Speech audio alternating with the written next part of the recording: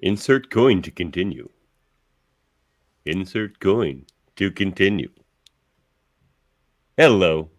Welcome to Hold Up, a movie podcast. Tonight we are we're breaking 3 films down into bits. First 8 bits and then 16 bits. We're jumping down tunnels and we're spin kicking all the way down. Because tonight's theme is video games. And I am one of your hosts, Davan. And with me, as always, Chris Worldwide Murphy. How's it going, Murphy? It's a me, Murphy. That's perfect. I can't believe I didn't think of that and intro you that way. I'm off my game tonight. It's been a while. Hold on. Insert coin here. Insert coin. All right. I got a couple more lives now. Got a couple 1-ups. I'm ready to go. Well, and we have a guest tonight. We do. What? I'm sorry. I was gonna do an intro, but if we want to skip over that, we can skip over that. Do an intro. Well, I was gonna say it's a me, Murphy, and I'm happy to be talking video games with you after this short hiatus that we had. We've decided to extend our show from bi-weekly to tri-weekly. So every 3 weeks you can catch us here at Hold Up as we talk about 3 movies, basically a movie a week. If you follow. Movie a week. But yes, 52 it's true. movies a year. We do have a guest. I don't know if you've seen this guy, but from Hey, Did You See This One? We've got Jason R. Phillips in the house. Oh, hello. It's me, Jason R. Phillips from the Hey, Did You See This One podcast. If you want to try movies, you should try watching our show every week. Yeah. Insert coin. That's getting used a lot tonight. Yeah, good to have you here, man. Thanks. It's nice to meet you finally. Talking. Yeah, you as well. Jason's frequented a couple of our Trivial Debate show a couple of times. Yes, and, he was a part of the wrestling one, and we had you in for The Office, a fine host for The Office one. It was looking forward to more Trivial Debates shenanigans with Jason, if you want to check those out. But yeah, bringing you in for some video game movies. But we have another segment on this show. It's true. And that would be... Well, hold on one second. I am off my game rusty. Tonight. It's season 2. It's season 2, episode 4 of our show. That's the one part I did not mention. So, we're still early, which is good because apparently I need to get warmed up again. But we do have another segment on this show, and it's called Origin Stories. So, Jason, what's with you and movies? In my origin story with movies in general? What's with you and movies? What's with me and movies? Well, I'm going to tell you a little story about the pandemic. Before the pandemic, typically, I would just watch raunchy comedies, MCU. I was pretty much a layman when it comes to movies. So do you know what I thought? I thought you were talking about the movie pandemic of 1984. No, I got to put that one on my list though, because I wasn't really a movie person. So naturally, what I should do, of course, is become a movie reviewer. So that's what I'm doing here. Yeah, I used to be a movie person, but I fell out of it. So this is me trying to get back in. I'm more of I have encyclopedic knowledge of television, like sitcoms and prestige drama, and like professional wrestling. So movies were sort of a thing that I was like missing out on in a major way, because there's a lot of classics that people be like, have you seen this? And that's sort of where the podcast comes from. We'll get to that in a sec. But in 2020, I was like, you know what? We're all sitting on our butts. We're all at home. What if I just, put on movies around the clock? And I clocked in 200 movies that year. And I've pretty much, in the subsequent years, been doing about 150 movies a year. So I've caught up on a lot. And then during that time, a friend approached me to do a podcast. And it's called, of course, Hey, Did You See This One? And the premise is sort of like you're at a party. Somebody asks you, hey, have you seen this movie? And it's those movies that you've seen little bits and pieces of, or you've seen, in the background at a host party or whatever, we try to gravitate more towards that stuff to sort of introduce movies to people that they may not have seen. We're doing John Carpenter month right now, so nice. Definitely a lot of movies that I haven't seen. So that's pretty much my The Thing is one of my favorites. So absolutely. I saw you recently reviewed The Fog. We did that last season. Didn't love it. No, we did it this season. It was our Halloweens because we did Ghosts for Halloweens this season. Michael Chan. It was a slow burn for me. What were you thinking? Give us your quick sort of rundown of The Fog. I have a controversial opinion about The Fog. I compare a lot of John Carpenter to Halloween because it's kind of his seminal picture. I like The Fog better than the first Halloween movie. So, wow, does that take away out my credibility? Maybe. No, I don't think that's exactly. No, Murphy likes some real bad movies. It's all good. Sounds like a guy who loves the Tingler. I don't love the Tingler. I respect the Tingler. You gotta respect the Tingler. Listen, I'm gonna say this because I missed my opportunity, but Jaemeel actually gave me the download info that there was a sale for a Blu-ray copy of Southland Tales for $5. Don't waste your money. Don't waste your money. I was going to buy that and send that to you, but I unfortunately missed the sale. And I refuse to pay any more than $5 for that film. I find that a lot of times that like movies are very of the era, and that one was one I remember liking, but I feel like if I went back and watched it, I'd be like, what is this? What is the point of this? Okay. It is genius. It is oh my God, genius. I'm telling you. You allowed me to reduce it to a C movie. I saw that movie. I was like, wow, weird film. And I did not realize how prophetic genius that film is. I'm telling you, take that one for a ride. I can't have any more. It's gonna be great. I'm not tainting another podcast with pleasant words about Southland Tales. Get the fuck out of here. All right. Sequel to Donnie Darko, allegedly, which I didn't really like. So. Theater 1, Super Mario Brothers from 1993, starring Bob Hoskins, John Leguizamo, Dennis Hopper, Samantha Mathis, and Murphy's favorite, Fisher Stevens. Directed by Annabelle Jankel and Rocky Morton, who were basically banned from Hollywood after this, I'm pretty sure. Yep. I was also a big fan of Dennis Hopper, but yeah, loving me some. Dennis Hopper was a bigger fan of Fisher Stevens. The era of Dennis Hopper where he just he's basically playing the same guy he played in Waterworld. This is like the mustache twirling villain Dennis Hopper phase. He's playing it's like kind of an allegory for him being Hitler in a lot of ways and trying to snuff out the monkey race. And he's the only one. Him and like Bob Hoskins are like the most seasoned actors in this film, and they're completely out of place because they're actually acting and they're not trying. They're not even trying, but they're doing the best job. And then John Leguizamo comes along. Hoskins is pretty good.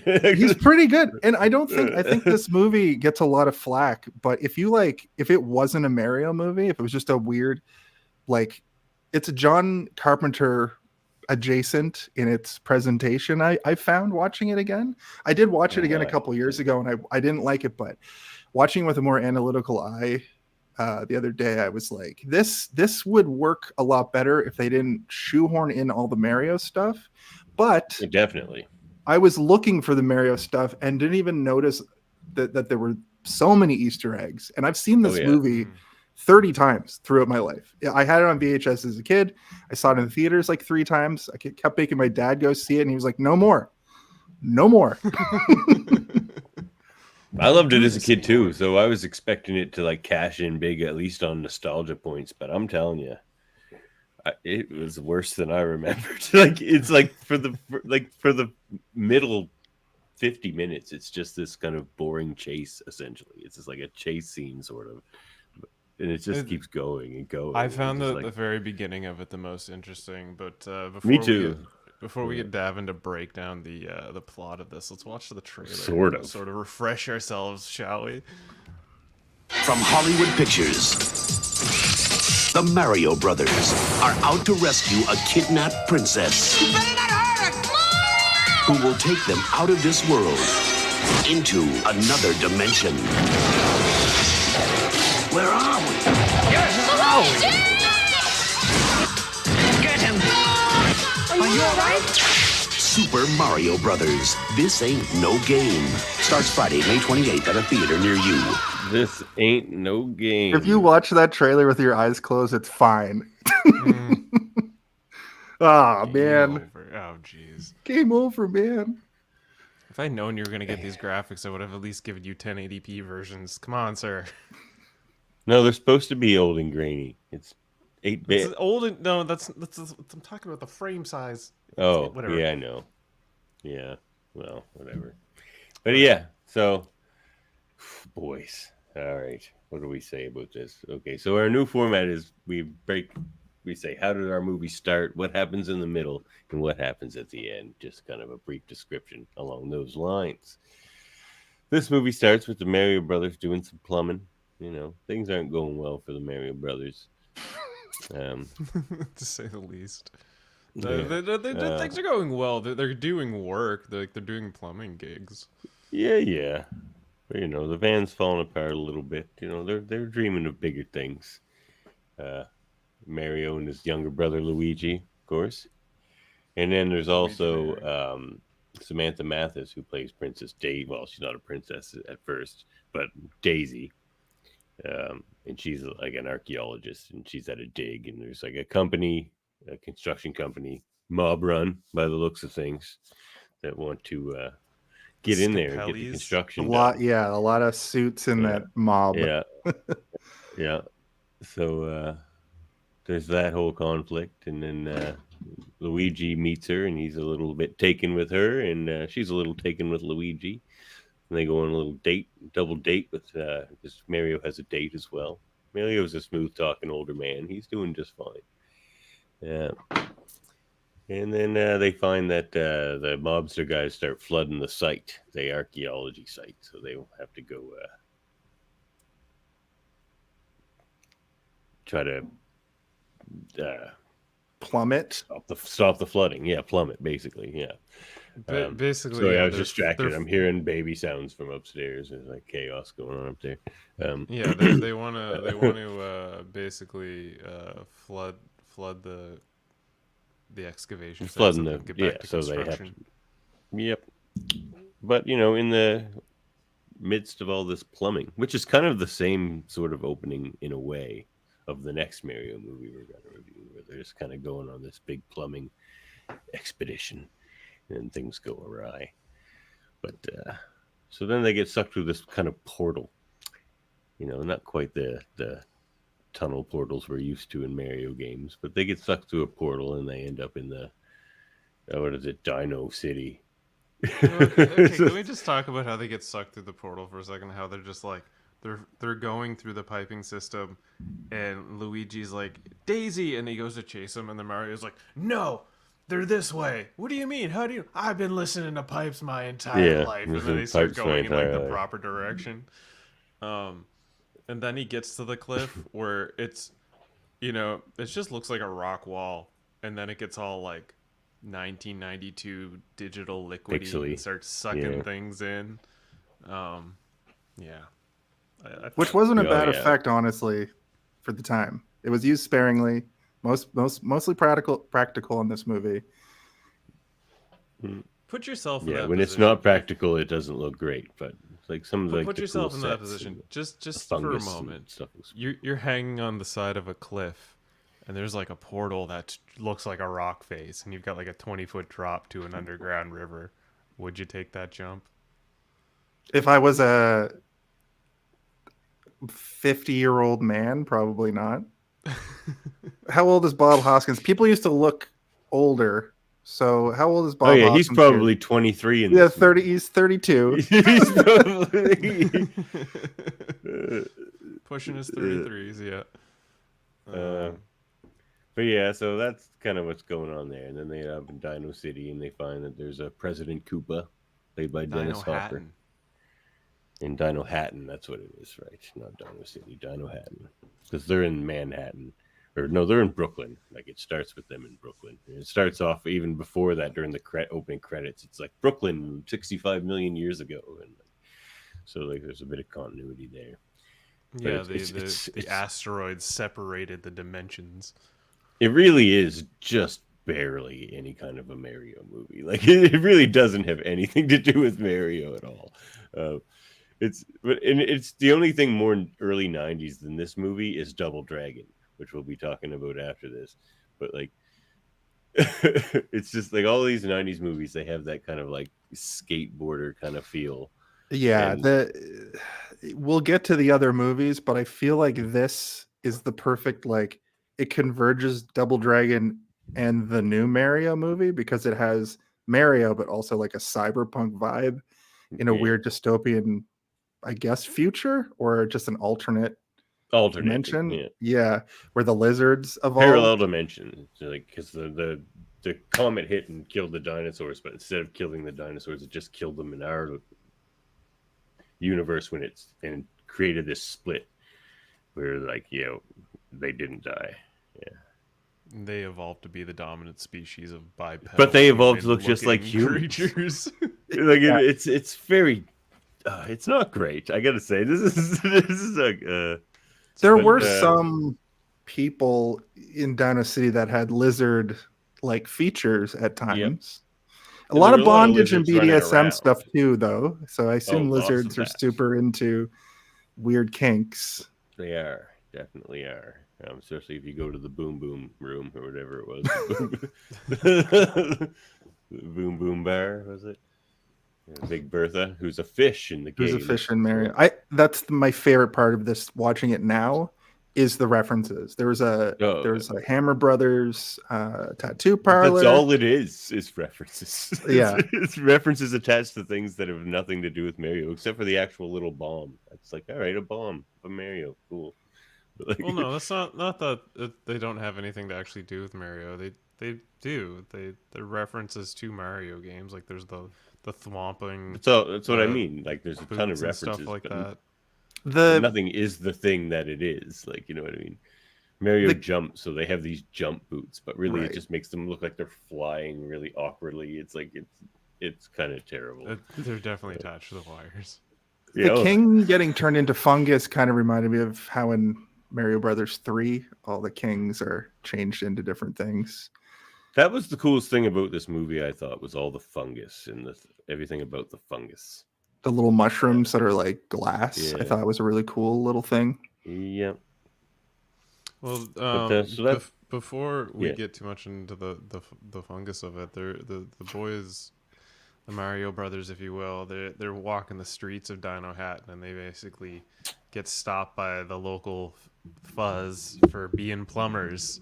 And Bob and then an old lady. That line, "You can't you arresting a guy for being a plumber? What kind of city is this?" It's true, because Koopa put out a plumber alert because he thinks they have it basically, like every movie in the early 90s, late 80s, it has to do with a crystal. I mean, everything had to do with a crystal back in those days. So they need this crystal because he wants to merge the worlds, Koopa, so that because there's no resources there. Probably because he squandered them all or whatever. But the way he explains it, Dino Hatton is quite small, and that's all he has. He's like, it's just a few streets, and so he wants to go to Earth and eat people and take all their resources. So, and he has, he did have Iggy and what was the other one? Was it Spike? Izzy and Iggy? Spike and Izzy. Yeah. Spike and Iggy. Iggy, yeah. The Koopa Troop. They were running around Earth, played by Fisher Stevens and some other guy. Richard Edson. That guy's from a whole bunch of stuff. I recognize him from that era. I recognize him too, yeah. But I definitely didn't know his name. Good. So it's just a big chase scene after that, like everything in that time period. There's car chases and jumping around, running around, going to the Boom Boom room. He has a nice dance with Big Bertha, because when they first get there, Big Bertha takes their diamond from them, so they don't even have it. So they got to go get that back. And there's a nice lurid dance with Mario and Big Bertha. Or he You're like, so what about your like favorite scene? Like you didn't even touch upon Did that. we get there which yet? is- That's kind of near the end, isn't it? No, your favorite scene is like somewhat in the beginning. Okay, Basically, fire that up. after they get picked up from the cops. And I'll that's tell you what I was why trying that's the best scene. Okay. Yeah. So yeah, they get picked up from the cops. The pure chaos of this whole sequence. No. Name? Mario. Last name? Mario. Okay, what's your name? Luigi. Luigi? No, Luigi Mario. Okay, look, how many Marios are there between the two of you? There's three. It's Mario and Luigi Mario. Mike! Up these Marios around the side. Yeah, so that line always stuck with me as a kid. I used to say that all the time. Mario, Luigi, Mario. But the reason that's the best scene in this movie, at least the most significant, is at least from my knowledge of growing up in the time, that's the only thing that this movie added to the lore of any significance. Like before that, they were just Mario and Luigi, the Super Mario Brothers. But this movie was the first thing that like put the spotlight on that and be like, well, if they're the Mario Brothers, then their last name must be Mario. So they're Mario, and Luigi Mario. And I'm pretty sure that got put into the video games, and that's their names now in the video games. So Yeah, they make reference to it a little bit here and there. yeah. So I'm pretty sure it's that came not from this because movie. Don Lake was in that scene. No. And it's a funny joke. How many Marios are you between the two of you? 3. Get these Marios out of here. Yeah. He's just got a prostitute's foot on his head the whole time. Yeah. That's my favorite scene for sure. Yeah. So But, yeah, basically these guys get through a little chase scene, and as you said, they end up through the nightclub with Big Bertha having a dance, right? And we should say that Koopa still has Daisy and has knowledge of her father, because she's attached to this whole thing. She's actually Princess Daisy, and she's from this world. And that's why she's obsessed with dinosaurs and stuff back on Earth. She's a Chanterelle princess. So turns out her father is the fungus. Spoiler alert. Spoilers. And he was king of and Koopa took over and turned him into a fungus. And Koopa has his lady. I forget her name, but she's kind of like quite prominent in the movie, but I don't even think she's a reference to the video games, like the red-haired lady. Lena? Yeah. Lena. Like, who is played by she? Fiona Like, Shaw. I honestly feel like the only reason they cast that woman is just because she could like do the like neck thing and just like flinch her neck and act like a lizard really well. And be electrocuted well. I feel like I've seen that lady be electrocuted 3 or 4 times in other movies, but maybe it's just other ladies that look like her. But yeah, so she's got kind of working with Koopa, but sort of like ready to backstab him at any point, which she sort of kind of does, at least in trying to just kind of gain power for herself. So that whole thing is going on, but like there's really not much plot to go through here. There's a big fight between Koopa and Mario. Did I run across any of your guys' favorite scenes yet? No, can you guys still hear me? Yeah, Okay. absolutely. You seem frozen though. My camera's frozen. If I just leave and Yeah, come it back, is. will it fix it? Yeah, You likely. should do that. Yeah. Okay, be right back. So yeah, the big fight, and then during the fight, at the start of the fight, it's funny. So he takes one of the little bombs and he twists it up. Well, okay, sends so it hang over on. toward- You are Yeah. jumping over a couple scenes. So yeah, Okay. basically the club dance scene. Was that yours? Well, this was actually Jason's favorite scene. He was talking about Where he that goes in and gets the crystal from Bertha. yeah, basically where he's getting the crystal from Bertha, and like he's doing the dance and stuff. That's the lurid dance of love. Yeah, his was everyone does the dinosaur at the end. Everybody do the dinosaur. Yeah, That song's played like a bunch of times in this movie. It is. It's kind of like the main theme of the film if you think about it.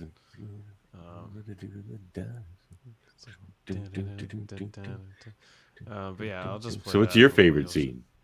Well, my favorite scene is shortly after. All right. So let's play his, and then hopefully he'll be back. You did it!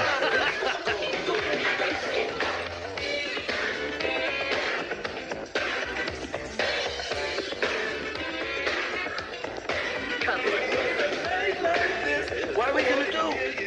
Heavy 90s movie had one of these scenes too. The stranglehold this song had on us as kids too. 24.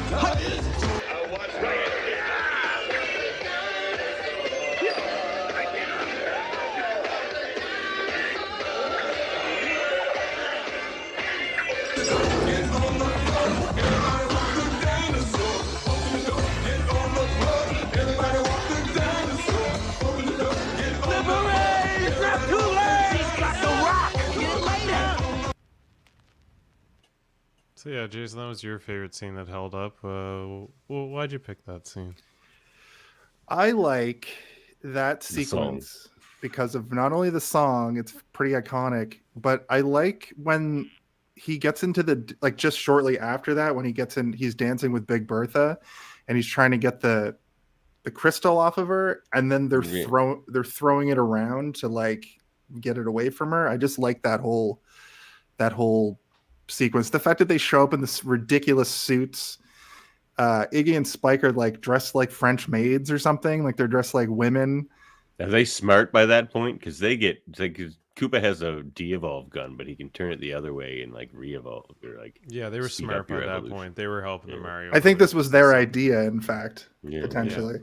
Yeah, they pulled him out of like the junkyard desert, a la Judge Dredd. Yeah. In the 90s, you know, back to the city, and they're like back in the club. Yeah, so yeah, they basically they're like, we got to get out of the way. This is the scene that made me laugh out loud, and the one I remembered the most, because it's not so much dialogue as it's description. There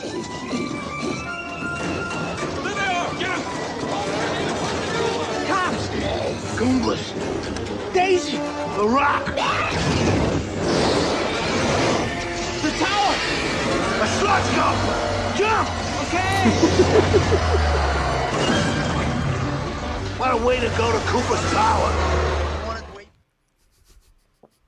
Like, cops, Koopas, Daisy, the Rock, the tower. Like, what is this writing? Exposition dumps constantly. There's a part at the beginning where Bowser just walking through explaining the plot to the woman that he's with, who would know what's going on. But it's, you know, obviously for the audience. That's for kids to like catch the kids up, probably, to be like, oh yeah, all these things, get their attention back. Fair enough. True. Yeah. I think an honorable also mention. just pure insanity the whole time. So Yes. you're not keeping up. Like, it's not you, it's the movie.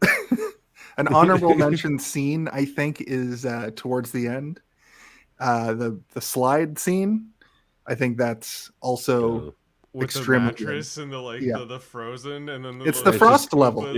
Yeah, The Goombas Goombas are look riding so on each other. bad. They're just so blocky. Like, they're just like clearly just made of like a square piece of wood and like a head on top. Like, they're pretty funny. But how What are do you- those Goombas? What do you guys think happened? Like, they, representative wise, I see why they are the Goombas, right? Mhm. But where's the miscommunication that made them from some sort of little mushroom man to a giant freak with a tiny head, broad That's shoulders? what makes no sense. Like, it's because there's a fungus plot in this movie. Like, you don't need to explain why there's little mushroom people. There's fungus everywhere. Like, There's Shy they Guys just- too in the junkyard. Those are Shy Guys, I guess. Oh my God, those are Shy Guys. I didn't even think about that. Huh. See, it's just in name only. Yeah, this movie. So anyway, there's a merging starts to happen, but then Koopa merges over to our Earth and turns the main mobster guy who was flooding the work site into a chimpanzee with his de-evolved gun. The guy. Ends by up the merging way, back to Koopa. I wish I'd cut the scene, but his intro with Daisy is the worst acting by far I've ever witnessed. It was jarring. It was jarringly bad. But hers. Hers was not felt like much she better. was reading off a teleprompter. I feel like Daisy's. I thought this as a kid. In fact, I thought Daisy's like acting through the movie is extremely inconsistent. And my theory is that when she's putting in work, things were good that day on set, and when she's reading off a teleprompter, it's like get this scene over with, because this movie was a nightmare. Was rewritten over and over. It was reshot over and over. I think they started making it and fired the people, and then brought in this couple that just botched it even further, I think is how the story goes. So Mario and Luigi, Bob Hoskins and John Leguizamo, when you see them driving in the van at the beginning when they're going to go, do plumbing, they're drunk in real life. They were just wasted on set because nobody gave a shit. Nobody cared. They didn't care. It's just crazy how this thing got put into theaters in the state that it's in. Like it's a competent movie for the most part, and the set pieces are fantastic. The set pieces are good, but it's competent in that it tells a story that makes it has a beginning, middle, and end. Oh, I think we have to expect a little more from a movie than that. 1993 was a weird year, and then early 90s by and large were a weird time. Cocaine come down years. Yeah. But so that's pretty much the end. The bomb that Mario winded up and that fell through the floor ends up coming back up due to the fungus help. Yeah, it goes on a 15-minute trip across the city, almost gets run over by a taxi, proceeds to climb up a 40-story building and then blow up. Yeah, and gets Koopa, who they had started to de-evolve anyway, and then Koopa gets blown up, and they save the day and go back to Manhattan. That's Super Mario Brothers. And then we get almost a post-credits before the credits even start, where Peach comes back. She's like, "We gotta go. You'll never believe what happened." After they turn, yeah, I kept calling her Peach while I was like making my notes and stuff. But they set up a sequel. Peach. That what would that sequel even be? I was thinking that you bring in disaster. You bring in the dream element from Mario Brothers 2. Have what's his name? Like Toad or whatever, not Toad. It's like Spike. What was the bad guy from Mario Brothers 2? Anyway, I digress. Just you're talking about it was Birdo in level Goombas, 1. the birders or something like that. No, yeah, he was like a frog man. He was like a frog villain because it's from a different video game patched over with with Mario characters. I didn't even think about that. Yep. Anyway, they oozed Bowser. He's done. No more Bowser. Yeah. Yeah, so they turn they turn Bowser Koopa into goo in this film, and they call it a day. And Daisy. Yeah, I don't know. As a kid, I absolutely hated the design for Bowser. I thought Yoshi was fine. I love Jurassic Park. I like the realistic dinosaurs. But there's Bowser a Yoshi. I guess we could mention that. Yeah. There is a Yoshi named Yoshi, which I thought was interesting. Tongues somebody and tries to eat them. While, Daisy looks back horrified. Then it cuts to, what's her name? Lena?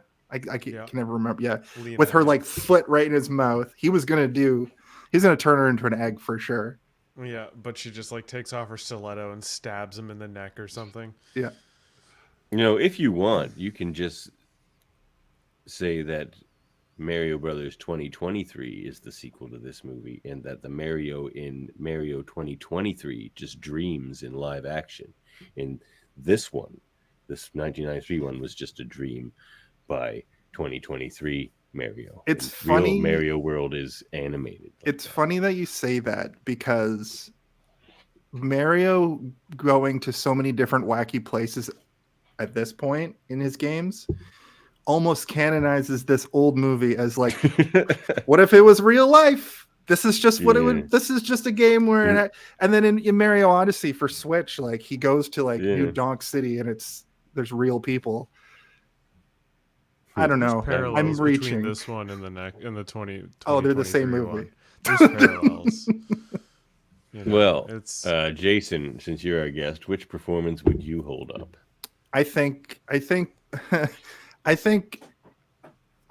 like Dennis Hopper is the easy go-to, but I think Bob Hoskins, who is a star of stage and screen, he's a thespian first, being in this pile of junk and getting through it and being a believable Mario, and almost great casting. I would say it's pretty good casting for the era. I don't know who else you would really have. Maybe put a younger person, but I think everybody perceived Mario to be an older guy at the time. I think Bob Hoskins making it through this movie is the performance I would hold up. Yep, Bob Hoskins. He's carrying it a heavy load on his back. I'll tell you that. Like, I don't even think Dennis Hopper's that great. He's really phoning it in. Like he's still Dennis Hopper, so there's still like some personality there, but like he's phoning it in pretty good. Hoskins seems to be at least trying to earn his paycheck. Mm-hmm. Yeah. Bob Hoskins is the best at what he does, and what he Big does Bertha close second. His ass off. Big Bertha close second. Yeah. The setting and aesthetic. Well, like the practical sets. It's not the Mushroom Kingdom. It's almost not completely unrelated to Mario, but there are some cool sets. I think they represented the desert well from Mario games, and they represented they had a frost level. They had an ice level. Did they have a giant level? The giant level, yeah. No, did they? I wish. I don't know. Yeah, I don't think so. All right. Well, they had the Gestapo level. I'm feeling a bit peckish, Murphy.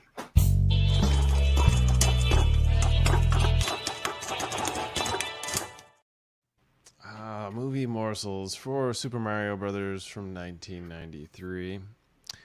Dennis Hopper described the film's production.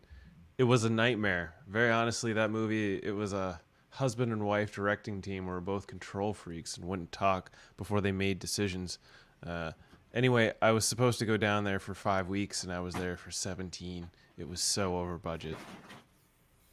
Yikes. The Yoshi puppet was capable of moving 64 separate movements due to 200 feet of cable crammed inside its 3-foot tall structure. It's a good-looking puppet. Yeah. Then they use them for like 6 total minutes, and that thing probably cost $10 million. Yeah, it was probably a good portion of the budget. 9 puppeteers that operate that Yoshi puppet. Bob Hoskins didn't know that the film he was making was based on a game until his son asked him what he was working on. When Hoskins mentioned the film's title, his son immediately recognized it and showed Hoskins the game on his own Nintendo Entertainment System. In 2007's autobiography, John Leguizamo states he and Bob Hoskins hated working on the film and would frequently get drunk to make it through the experience. Both men apparently knew the movie would turn out bad, so they simply tried to make the best of it. He also stated he felt one of the biggest reasons the movie turned out the way it did was because the directors wanted a more adult movie, while the studio, considering the source material, was looking for a children's film. During a chase scene, Bob Hoskins broke his finger when the van's door slammed on his hand. For the rest of the film, Hoskins is wearing a cast that was painted pink to look like a hand. Allegedly, due to drinking on set, John Leguizamo was hit by a car, breaking his leg.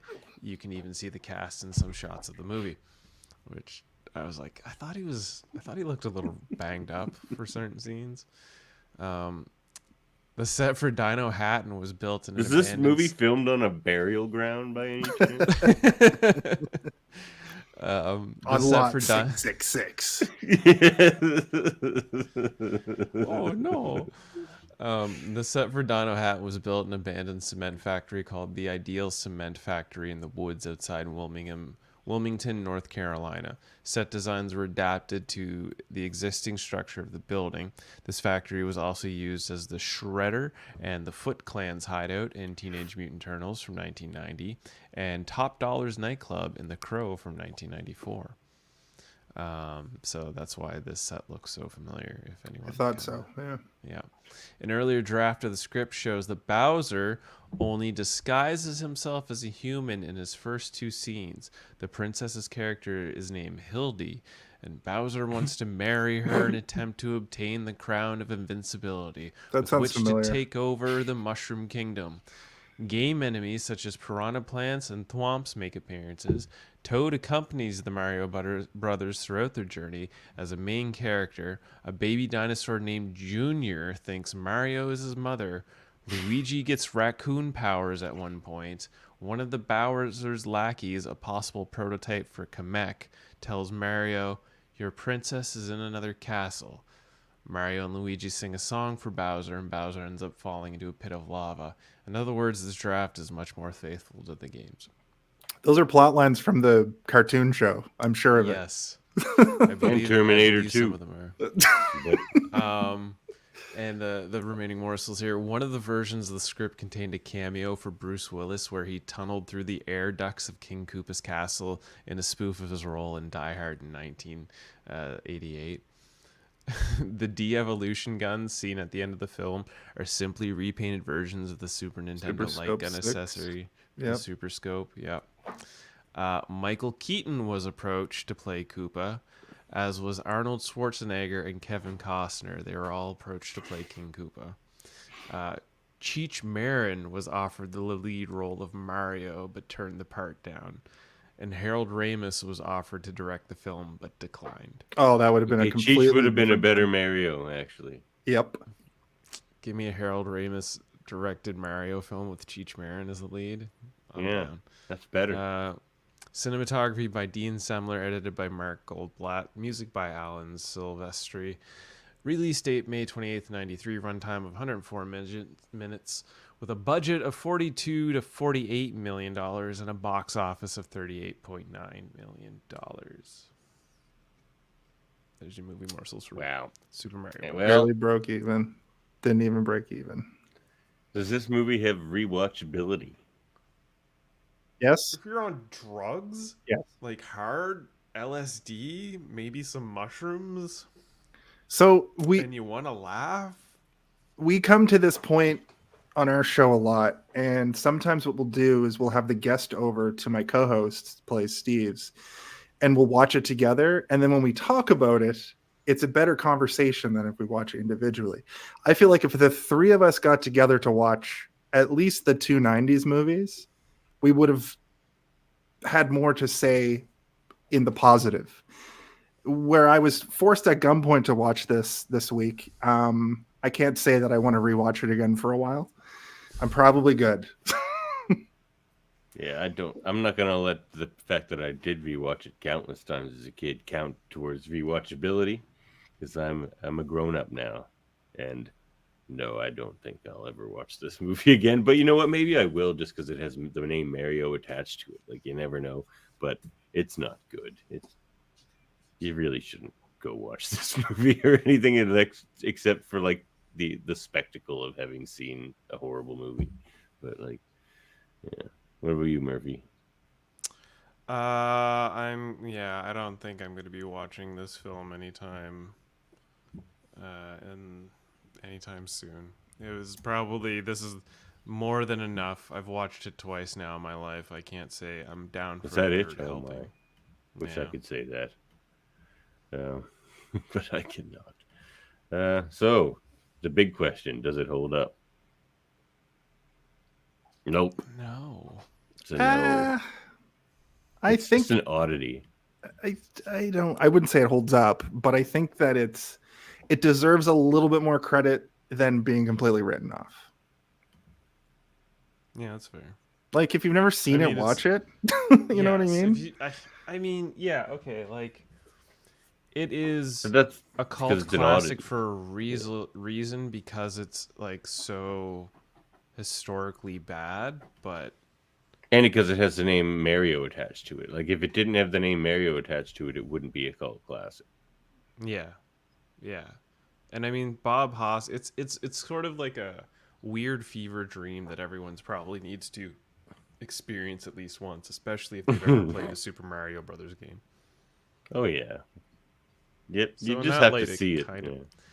But like, But no, it doesn't hold up. It's a horrible movie. Like, as a film on its own, yeah, it's a really bad film, and there was little entertainment value. So yeah, it doesn't hold up for me. Yeah, not sadly. much. Like, I felt like that car chase scene lasted 45 minutes, and it was probably only 4 minutes. Yeah. So, I guess that's a C movie for tonight. We have Super Mario Brothers. I would even say C-. It's I have rose-colored glasses on, and I'm struck by nostalgia. But if I have to answer the question, no, it does not hold up. Okay, guys. Yeah, you have to answer the question on this show. Yep. Yeah, on this show, you gotta answer the question. I was thinking Sometimes about it that you whole just gotta time. take the glasses off. Sometimes you gotta take the goggles off and just be like, "This movie sucks," and this one sort of does.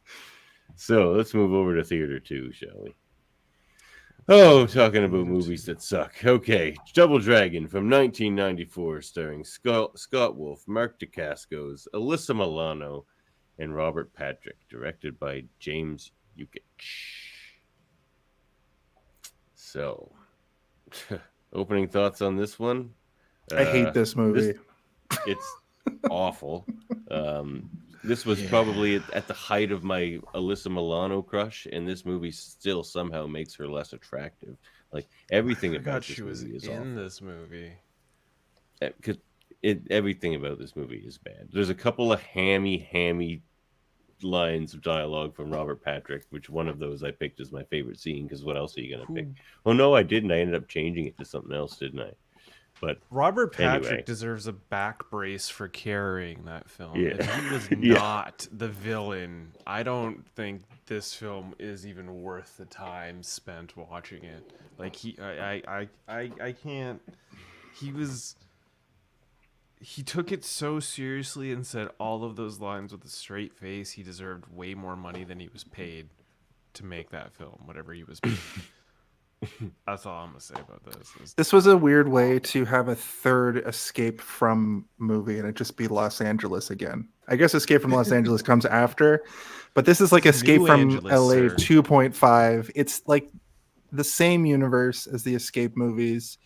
It's not obviously not a John Carpenter, but this is like somebody watched Escape from New York and was like, I'm gonna make that movie, and somebody's like, that movie already exists, and they were like, Double Dragon, and this is what we have. And it's Yeah, like that's the that's time. the thing. It was like you have to Mortal have Kombat futuristic had been out. skateboarding, and like that's They're like- what movies So, were like, about. Mario Brothers property was bought up. Mortal Kombat property was bought up. Double Dragon was somewhat popular video game or arcade at the time because it was a fighting arcade, and it was side scrolling. And what was it? It wasn't Streets of Rage. Right. I guess they couldn't get the properties for that, so they're like, let's go with Double Dragon. Double Dragon was a huge franchise on the NES and Super Nintendo in Japan. I'm a Double Dragon 3 man myself. It's a great game. I had the first one on Game Boy, and I played the shit out of it. We only saw a tip of the iceberg. Like, it's crazy how many games spin off this. River City Ransom, that dodgeball game for Nintendo, they're all in universe, but we just get this, Double Dragon 1 to 3, and then I think 4 on the Super Nintendo much later, and in the arcade games, obviously. But did you guys have the same experience with this movie that I had? There's somebody's birthday party, it gets rented, and it just gets put on the TV, and nobody pays attention to it, because that's how I remember it. I watched it once as a kid, and then I watched it once in 2020. And then I watched it once in 2023. And each time I watched it, I can't retain any of it. Yes, I had It's hard to that remember. problem. I remember them stuffing spinach into a Bobo. Yeah. I didn't even But that's remember about it. Like, I when I was a kid, I remember seeing it. I kind of remember them piecing the medallion together and transforming. But I didn't remember it being that bad, and I I don't remember the majority of this film, so watching it again, it was a real trip. So I don't know. It's, you've seen the film, but when was the last time you ever saw the trailer for this film? I don't think I've ever seen the trailer for this. See, I actually liked the 3 NES Double Dragon games a lot, so I watched this movie more than I should. The city has changed. Cops rule the day. But like, why did it have to be futuristic? Like for Mario, at least, it's like that's a crazy world. How are they gonna bring that to life? But this, they just needed to have gangs on the street, and they decided to spend all this money for no reason. There's only one thing. Snake Plissken hasn't arrived yet. Yeah. This is only half of it. Find me the other half. This reminded me of the Fifth Element. Look who's got it. Got Ray Park in it. Or whatever his name is. The guy from Party of Five. This half gives power over the body. Scott Wolf. Now, two And the guy from Iron Chef. It's white as Asian. In the words of my grandfather. And a madman will stop at nothing to possess it. You're gonna love this. My God, the video game movies of this era, though. We could have had Street Fighter on here. Like, if we wanted to have quality movies, we could have put Mortal Kombat 1 on here. But Yeah, if he the does, movie holds up for sure. It's the only good one. their history. Watch your step. Time to skin you guys. This was a good pick because of what I had forgotten about it.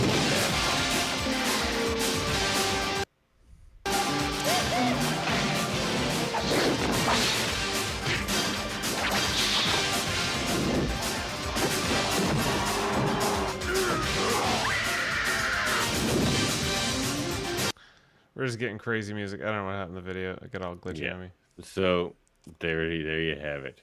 So Jason, what happened in the beginning third of Double Dragon? Keeping in mind, as a Double Dragon 3 man, the two main characters in this movie's names are Jimmy and Bimmy. Jimmy. Yep. Yeah. So a gigantic earthquake destroys Los Angeles in 2007 in the extreme future. Skateboarding future. The skateboarding future where Lots of graffiti. all the badass women have to have short blonde hair and be, tech wizards. Basically, half the city's underwater and New Angeles is formed. And also, simultaneously, there's a medallion, a MacGuffin. Half of it's missing. The Jimmy and Bimmy boys, which is their name legally. They have half of it. They don't know how to. It's got powers. Their grandfather handed it down. We get like that shot at the beginning of like some lore, and I was like, this is bouncing off my brain. Yeah, it's hard to recall what happened. There's a lady who sort of seems competent there for a little while, but then they don't talk to her anymore.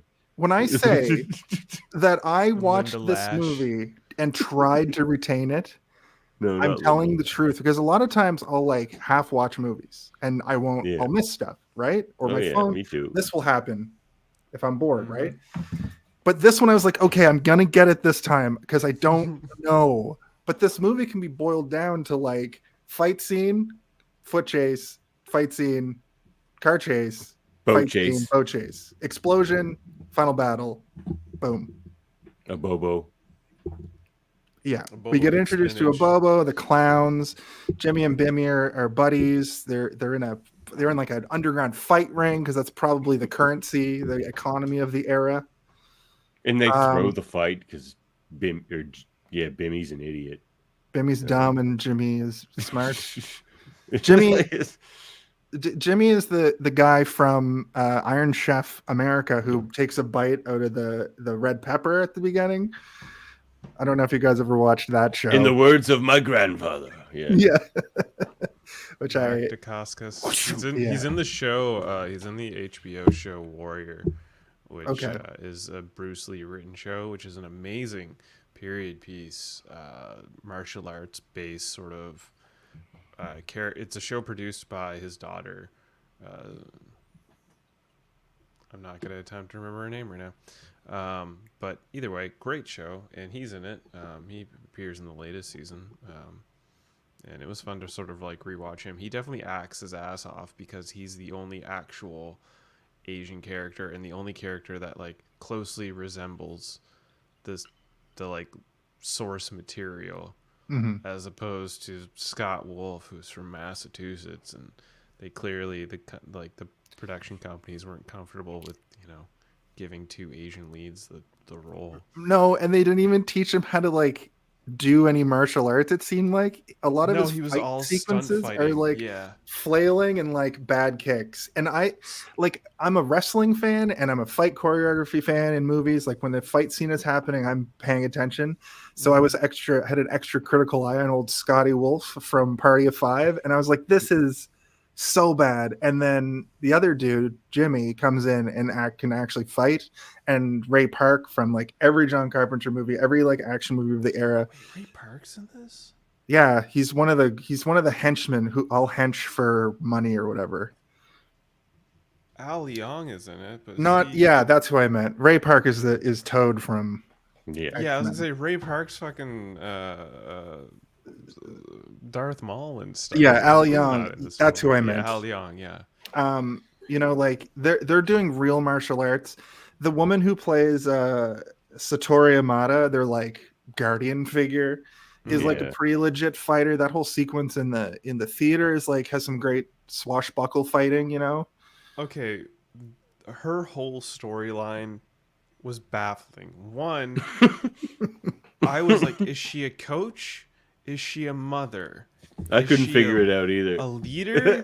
Is she like a foster mom? Wikipedia really says they're guardian / adoptive mother. Okay. I'll accept that. Sure. So it's like,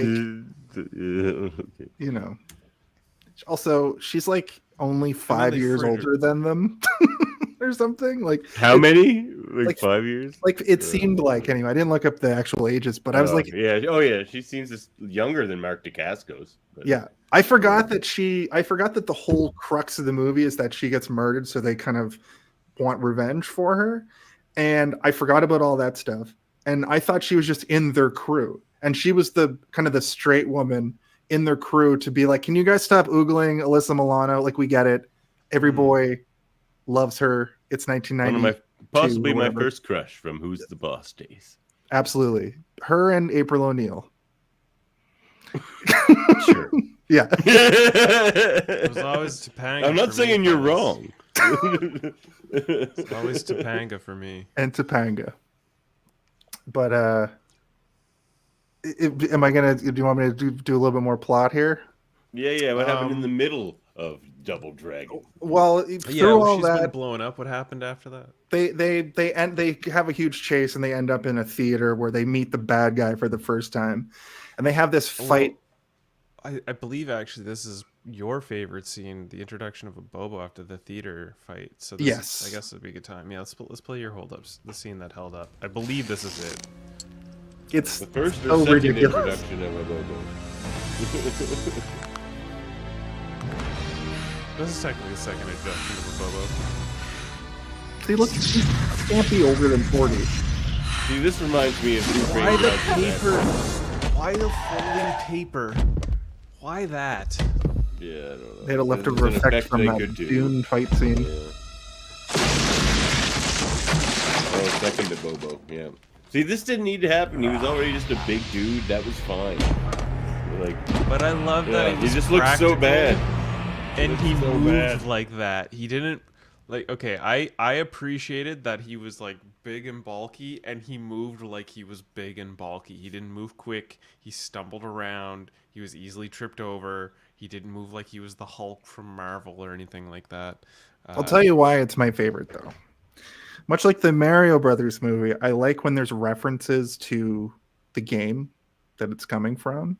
Mm-hmm. This reveal to me was almost the same as his reveal in the first Double Dragon, because he like bursts through a door at the end of the first level, and it just felt like the most true to the game in a movie filled with nonsense.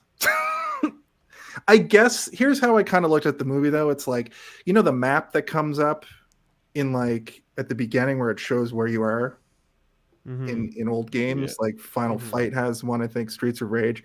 This game felt like you were just watching that map and they were going from place to place.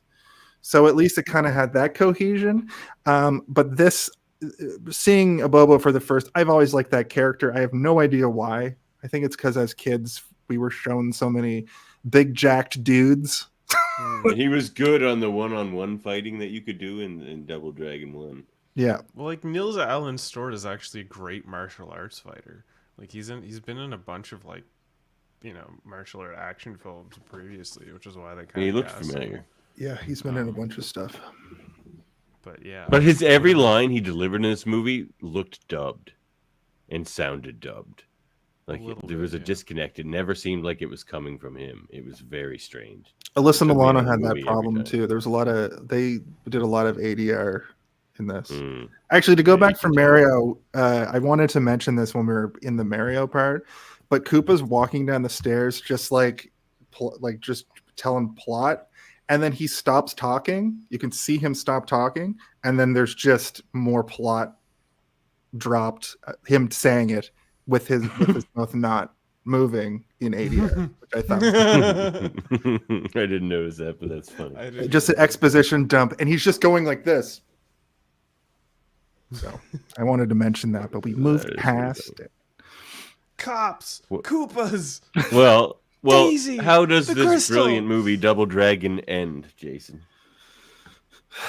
Well, hang on. Before we get to the end, I wanted to highlight my favorite scene after the big theater explosion and the killing of Satori. There's the boys are scrambled, and there's this scene where Robert Patrick's Koga Shuko goes to the underground. Yeah, Robert Patrick plays Koga Shuko. Yes, very, very believable. But yeah, he goes to the underground, and we get this awesome scene with I believe his name's it's Michael Berryman. This Fogasi says he's gonna unite the gang. Yeah. Nobody knows who he is. He's totally hollow. But he's spreading the goods around. And if we don't jack in, we'll all be vapor. No jack in, we'll all be vapor. Maniacs don't take orders from anybody. Do we mind share?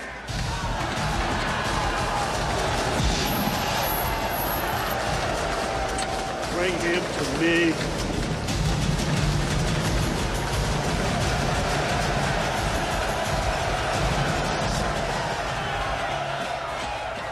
Dude, Michael Berryman's jacked. He's definitely tall.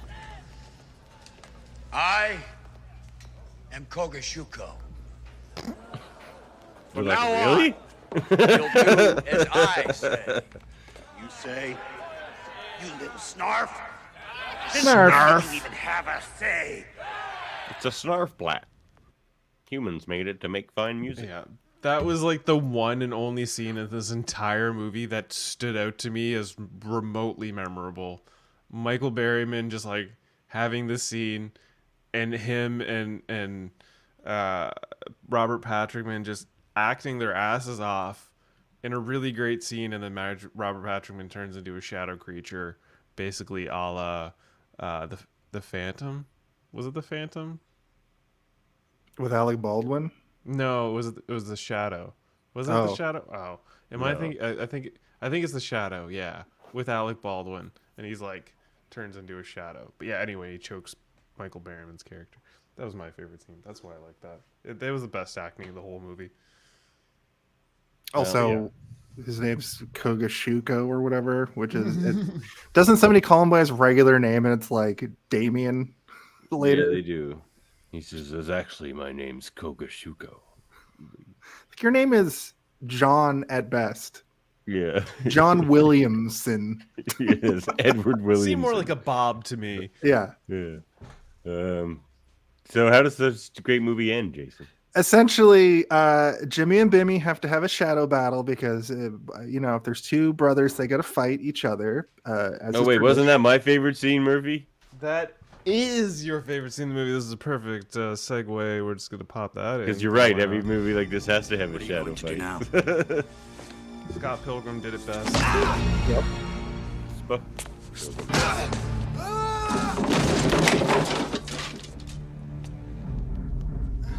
But he goes from like, hey guys, I'm a teenager, to like, now you must pay for your crimes against Kung Fu. Big backflip. And you're not like Robert Patrick. That backflip would have killed him. Do you know the story of shatter his Remus? femurs? Sons of And Mars. there's the Romulus and Remus God story. War. If you're waiting for an emergency, this is it. The brothers were abandoned and raised by wolves. Romulus and Remus always Together, reminds me they of built Star a great Trek, city which made me of hope. happy. That's mostly Shadow why this is Demon, my favorite thing. you shall not pass. And it's in an arcade. With a double dragon machine. In a quarrel, Romulus killed Remus. It's a great story. Great story. I don't read. Yeah. That's the best scene in the movie. Because of the double dragon part. Because of the double dragon machine and Double Dragon Cabinet. Yeah. Romulus and Remus story and a backflip. So yeah, they fight. I guess Scott Wolf uses the power of kicks him in the head to knock him back into it. They hug, but the Kogashuko ends up with the whole amulet in the scuffle. He puts it together. He splits because also if there's two main characters, there has to be two people for them to fight. They kind of have a bit of a battle with the split Kogashuko, and then I don't know, they beat him. Well, they end up. I forget how. I legitimately do forget how they got their hands on the double dragon medallions after that point. But they did get them on, and then they get the blue and red uniforms. Yeah. And the worst transformation scene in all of film history, probably next to like the Wizard of Oz or something. Like, it was unbearably bad. Yeah, and then they get the power of Satori being like, "You can do it." Yeah, she comes back as a floating head. It's like, I knew you two could do it all along. Work together, or whatever. And yeah, they kick him at the same time, and he fuses back together, and then the police come and arrest him. Yeah. Oh yeah, but that was a whole side plot in the movie where the cops wanted to take back the streets, or at least Melissa Milano's dad did, because Melissa Milano was in trouble, and the other cops, because we're not going to help you. You just want to go do it because of your daughter. Yeah, that's right. I'm going to tell Dad about your wig. Yeah. The cops work the day shift, and the criminals get the night shift, and then the criminals started bleeding over into the day shift, and he's like, "Well, I got to fix this because you don't know what it was like during the earthquakes. There was no water and food." Yeah, it was weird. They could have just had like a gang movie, like Double Dragon, a gang in martial arts movie, but they're like, no, we're going to the future. Yeah, dude, it's like, why don't they have? I was just gonna say, why don't they have multiple gangs? They introduce the clowns, and then people who are part of the clowns but don't have clown makeup, and that's it. Here's how they should have done Double Dragon, just like the Warriors, with more fighting. And these two just having to go through consecutive gangs to get back pretty the much. woman that was stolen by the main gang. Make it like a mystery too, or like a bit of a noir. Like make it a bit more like interesting. Better. Make it better. This was the first movie I barely watched because I too was like distracted by anything else in the world, and I had no desire to rewatch it because I was like, no.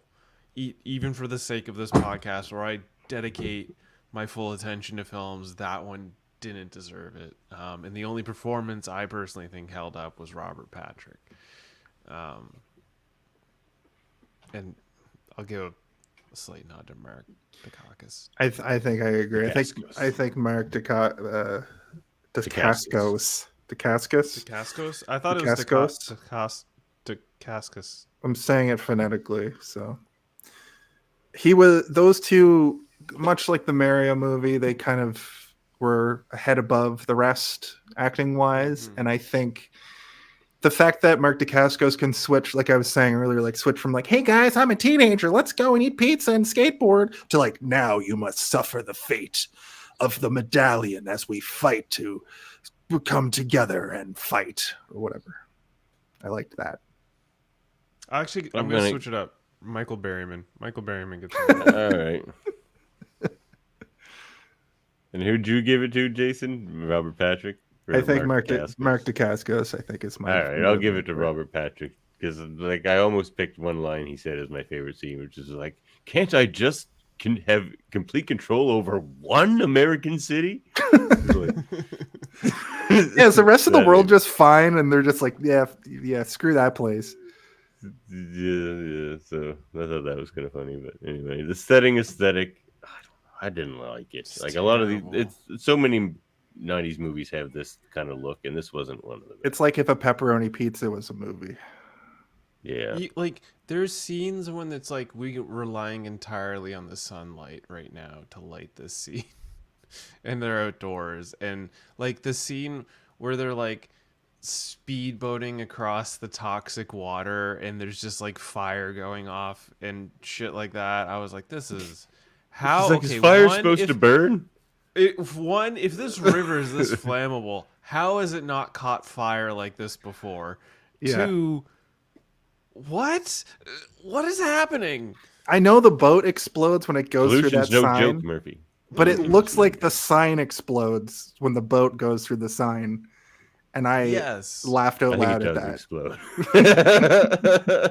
There's a lot of unnecessary propellant in the crashing of a street sign with a boat. This movie's almost bad enough to be good again, but not quite. It's just bad. But if it was just a little bit worse, it would be like hilariously bad. Yeah, I think hilariously bad enough. Mario writes that line a little bit better than this one. This one is just like bad. I didn't like it as a kid, which was the target demographic, a 90s kid, a 2024 adult. Don't waste your time. Well, Murphy, I don't know how many morsels of this I can stomach.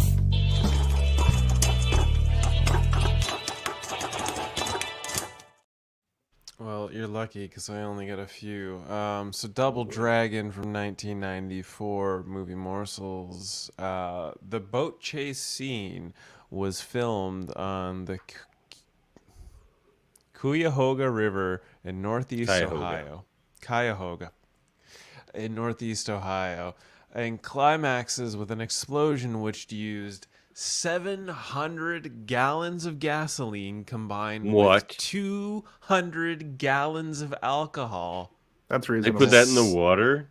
Yes. Despite warnings the night before on several news channels, the explosion caused Cleveland residents to panic, leading to 210 phone calls to emergency services. Only in Ohio, buddy. 10 minutes. Only in Ohio. Let's pollute a river for this piece of shit movie.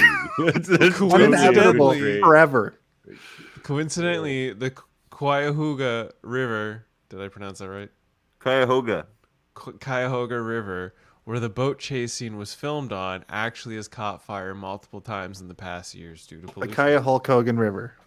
The Cuyahoga River, thank you. I can go with that. Cuyahoga River, yeah. Brother. Yeah. On the first day of shooting, Mark Dacascos, while warming up, sprained his ankle, but told no one and wrapped it up himself in his trailer. Okay, Jackie Chan. According to editor Danny Retz, the alley where the Lee brothers are about to face off with Bobo was shot in downtown Los Angeles. It was used by junkies and other nefarious persons and had to be steam cleaned before shooting could be done, said Danny. Because of all the trademark signature of the Double Dragon, known as the Ryubu Ranbu Kyaku, Dragon's Tail Storm Wind Kick, which is the familiar hurricane kick from the games, has never been seen once in any scene of the film. Cinematography is by Gary B. Kibbe, edited by Florent Rentz, music by Danny Ferguson and Tolga Kadas. Release date November 4th, 1994. Running time 95 minutes. Budget of $7.8 million and a box office of $4.2 million. Here's a movie morsel for you. Ooh, I love some. It's completely headcanon. But they mention Ghostbusters. It could use some. They mention Ghostbusters. Therefore, Ghostbusters is a movie in this universe. Okay. Double Dragon is a video game in this universe. Yeah, it's very self-meta in that reference. Which they're literally on a quest about the Double Dragons, and they look at that cabinet and that they don't mention it. It's like, hey, isn't that weird? The Double Dragon game. Stop looking over there. Yeah, but yeah. Dun, dun, dun, dun, dun, dun, dun. Game Bum, over. bum. Game over. What can you say? How's the rewatchability in this one? No. God, no. It was kind of painful the one time. Unplug that game. Let me bring my thing up again. Game over. Game over. Insert coin to continue. You shall get no more of my coins. Double Dragon the movie. Let's save that. But and does it hold up? No. No. It's by far the worst film we've watched. You're welcome. It might be. It's not as bad as Southland Tales. No, Southland Tales is much better than this film. Even you can admit that. Southland Tales is Robert actually Patrick film. is There's better scenes than of the interest entire thing happening of in Southland Southland Tales. In Double No Dragon, scene of Southland Tales there's not a interest. single thing of remembrance in Double Dragon other than There was a Abobo eating too backflip much in a video spinach. arcade. That is cooler than anything in Southland Tales. I disagree. Justin Timberlake dancing. Justin Timberlake on an minigun? Arcade singing to the Killers, and like, are you kidding me? Justin Timberlake Southland Tales dancing is will a never be masterpiece. entertainment to me, Murphy. Isn't Ever, The Rock even if like it's in a movie. hairstylist, or is that? You know what? get Maybe I will shorty? pay $30 and send you a Blu-ray copy of Southland Tales. You better not. I will Look, I was trying to create throw it a away. I was trying to create a rich All right. tapestry of 3 movies that went together really well. So I made you watch Double Dragon, and I'm sorry. If we watched Mortal Kombat, we would just fawn over it the whole time because it's basically just a remake of an old kung fu movie. So right there, it's great.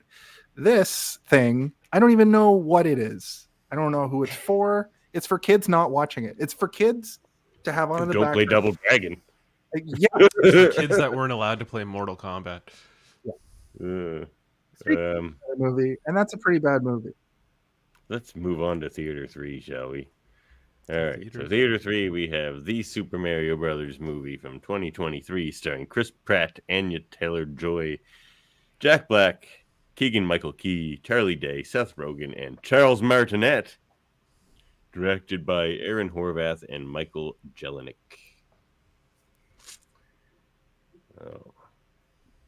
Opening thoughts on Super Mario Brothers, the movie.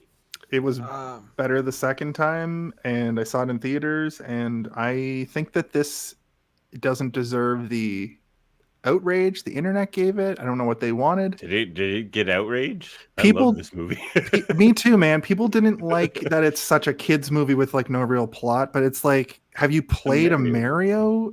Like, they put unnecessary plot into that 93 movie, but this is just like the same plot, just better because they actually go to a Mario world.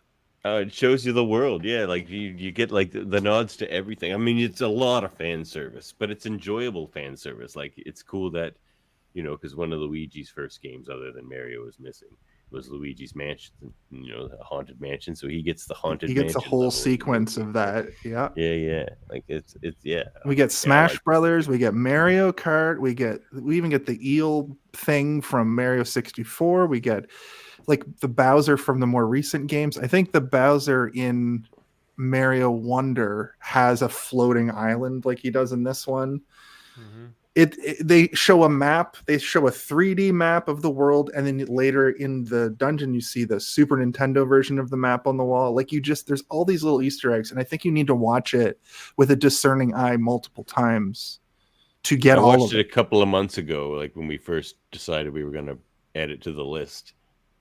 And Murphy's like, "You're not waiting?" I was like, "No, I'm watching it." And I watched it again because I loved it so much the first time. So I watched it again like a couple of days ago. We're with my toddler, and she loved it. She usually can't sit through an entire movie unless it's The Little Mermaid or Finding Nemo. But But it's an Illumination movie, so it's made for kids, and it's one of those like Toy Story kind of things where it's made for kids. She can't sit through Toy Story though. She doesn't make it through Toy Story, but she's like Mario. But it's So for me, and since I'm the one that picked this film, I haven't watched this film. I didn't see this film when it came out in theaters. And I had to go by myself. I didn't have intentions of watching this film until it kind of was a necessity for this podcast, because I couldn't really think of any other video game films that I hadn't already seen, like Sonic. I enjoyed that film. Anyway, I wasn't going to watch this film because I am oversaturated with Pratt. I'm done with Chris Pratt being the leading role of any major IP that's been released since he's been Star-Lord in Guardians of the Galaxy. He's going to be Garfield in the next Garfield animated film. And I saw the trailer for that and was on board with it until it was Chris Pratt's voice that came out of Garfield's mouth, and I was like, you ruined it. So when I heard that Chris Pratt was going to be Mario, I was like, why? You have Charles Martinet. You have Charles Martinet in the film. He's been Mario for years. There's no reason on earth why he couldn't be Mario in this film. And they didn't want that. They wanted a more realistic voice. They wanted a more realistic voice, but Charles Martinet could do that. He could have toned it down and been him, and he could have portrayed the voice throughout the whole film. There's no reason why he shouldn't have been Mario throughout the film. Well, the whole point of this whole cast was let's throw as many big names as we can. And I get that. I get the marketing sells it. Nintendo had the money to do that. They went with Pratt. They went with Seth Rogen as Donkey Kong, who's also a voice I don't. Jack Black worked as Bowser. Jack Black worked as Bowser. Anya Taylor-Joy worked as Peach, and those two kind of kept me in the film. But yeah, I wasn't about Pratt, and the more I watched the film, the more I stopped caring that Pratt was Mario, and the more I was like, this movie's too good not to enjoy because of one idiot casting. Who would you rather have? Just like he's a marquee name, that's why they got him, obviously. But who would you rather have? Is there anybody off the top of your head that you think would be a better, just to get people who don't want to see Chris Pratt anymore? Because I'm the same way. Like, I'm over it. I'm over him. I mean, Charles Martinet, he's Mario. Yeah, but like he's not a draw in the same way that like a big movie star is. Okay, if you, I don't know, some Italian guy, an actual Italian person. Yeah, I can't Al Pacino. Honestly think of a name. Austin Butler doing his horrible Elvis impression from the Elvis movie. Yeah, no, I don't know. Honestly, like for me, it's like I'm not one to get behind casting A+ stars in voice roles when there are perfectly good voice actors that could do that role. Tara Strong could have played Mario. She could have played Peach better than Anya Taylor-Joy, in my opinion. That I didn't like that much. I would have been down for like Michaela Murphy, who's done the voice of Toph, being the voice of Peach or something, you know. Whatever. I don't know. I can't think of anybody who. Oscar Isaac. Charles Martinet. Put Oscar Isaac. Even Oscar Isaac. No, that's too much. Like somebody with some comedy chops. Like it should be a comedian, really. Yeah. Yeah. I mean, Pratt was fine. Like Murphy said, you kind of forget it's him after a while. It's true. By the end of the film, I was like, okay, I don't care as much. He was actually the problem is Seth Rogen always sounds like Seth Rogen. He even does the laugh. Seth Rogen to be he was by far the worst. Why does he cast in everything? He's always awful in everything. That show with Rose Byrne though, Platonic, was actually pretty good. It's an interesting comedy on Apple TV that I enjoyed with my wife.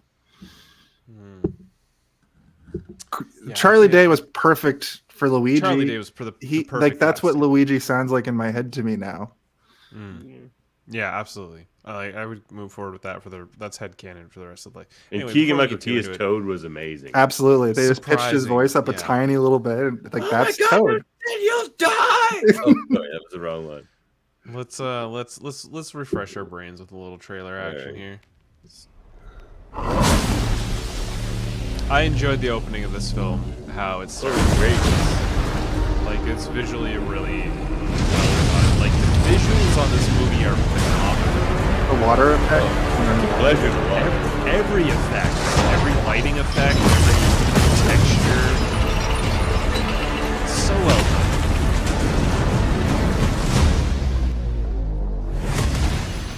Behold, the king of the Goombas! I wish there was a bit more of that, honestly. That is but a small taste of our power. That's a great line. Open the gates!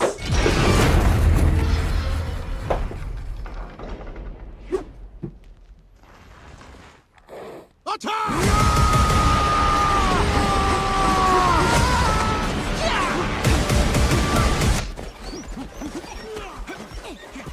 It perfectly sets the tone of the whole movie.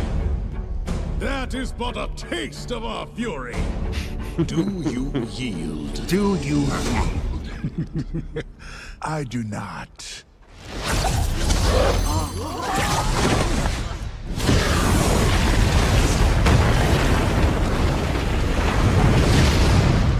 I finally found it. Now who's gonna stop me?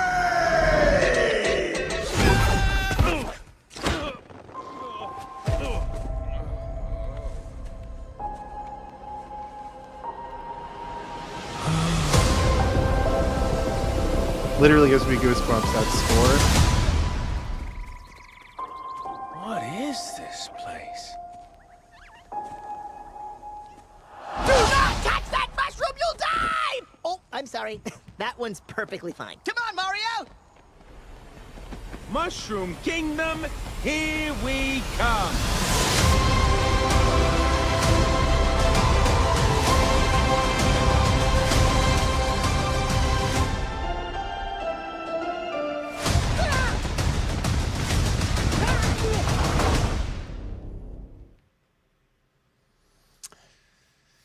Yeah.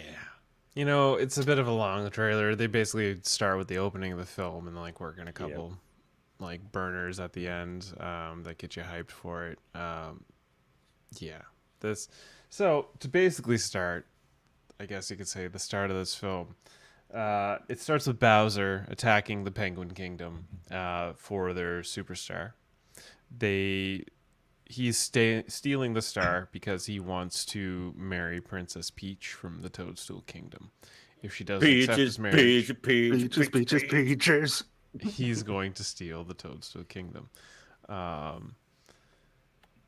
Then we're introduced into the real world, and we're gonna get into an early hold up scene for Davan because this was his favorite scene to hold up. I asked him several times. I asked him several times, "What's your favorite hold up scene?" He's like, "The whole movie. Just play the whole movie." And I'm like, "We can't do that. You know, we can't do that. That's not how this works." Scene. We'll get taken off YouTube if we play the whole movie. Not if you play it backwards and small. Small backwards with a watermark and the occasional breaking upness. Yeah, you can get away with a lot if you do it weird, but see it in regular words, not backwards. I thought this was the obvious choice for the best part. And Luigi. This is my first spoiler about the movie too. Thank you, Super Mario Bros. It seems like the only thing you haven't drained is my bank account. What does that mean?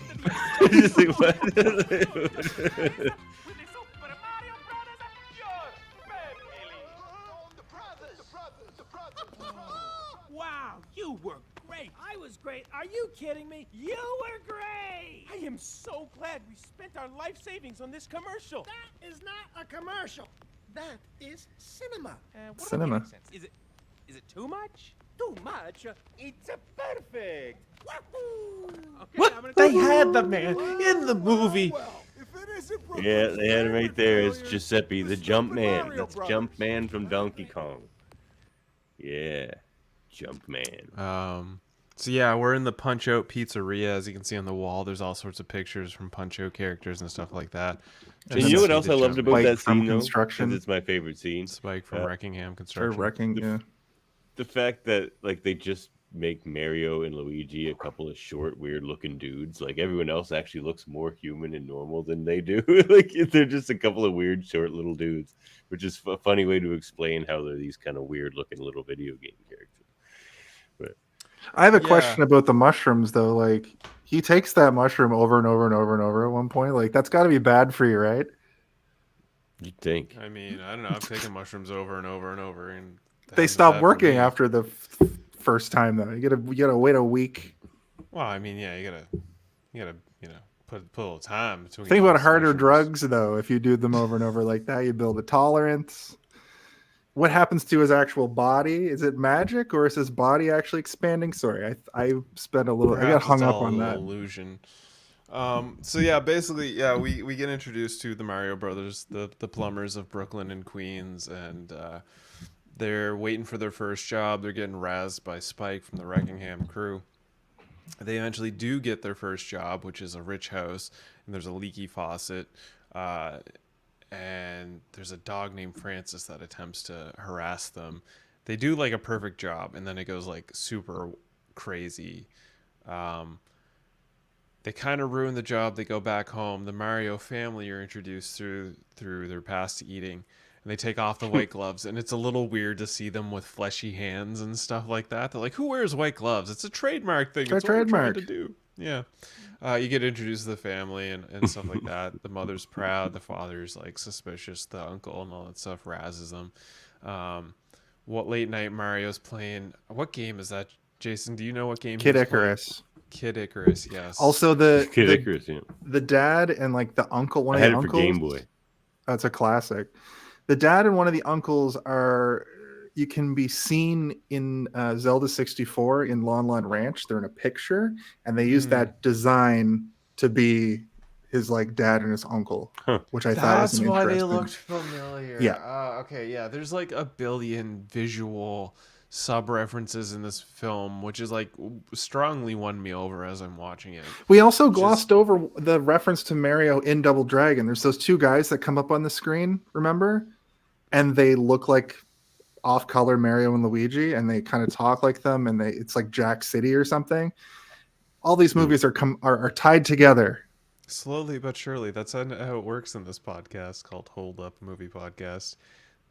Believe it or not, when we watch these three movies, there's always some thin little tie-in between each film, whether it's an actor or story or whatever. But yeah, usually finds a way. So yeah. Anyway, Mario's playing Kid Icarus, and then he gets, he changes the channel to the news, and there's a breaking that there's a flood going on in downtown Brooklyn, and it sounds familiar. Yep. So somebody else. Somebody has to save Brooklyn. Yeah, you gotta go to Brooklyn. There's some Beastie Boys played. No sleep till Brooklyn. Yeah. And yeah, so basically, they go to underground because they know they have to hit a shutoff valve while trying to attempt it. They get lost, smash through a rock wall, and then they end up in the under tunnel system, and they walk a little too close to the iconic green pipe that pulls them into the warp tunnels of the multiverse of Mario. I almost said Wario. That'll be the sequel, I'm sure. But anyway, awesome. I would love a Wario. Yeah, that'd be great. Right, Mario. That's the natural progression.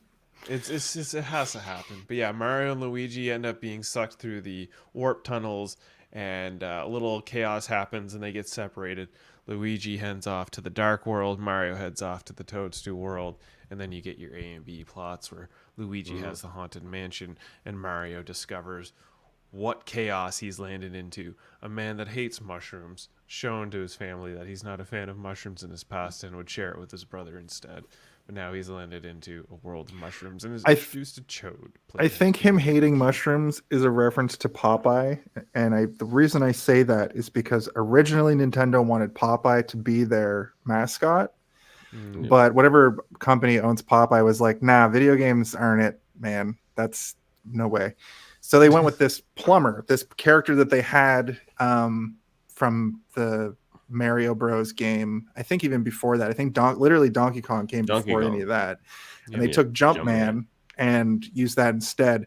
And Popeye, one of his main character things is he hates spinach, which charges him up, makes him bigger.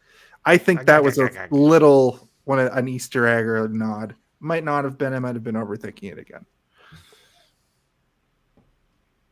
No, you weren't, because Donkey Kong was supposed to be a Popeye game. It was supposed to be Bluto at the top, and Popeye running the course, trying to get to Bluto.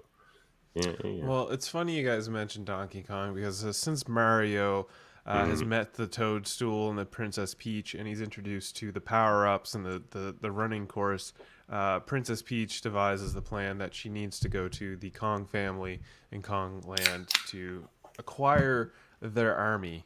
For the Toad army and the Kong army are the only way to beat Bowser's army, naturally. So Mario agrees to trial by combat with ritual combat with Cranky Kong's son Donkey Kong. Cranky Kong played by the legendary Fred Armisen, and great casting. Murphy can't do names. It's a running gag on this show.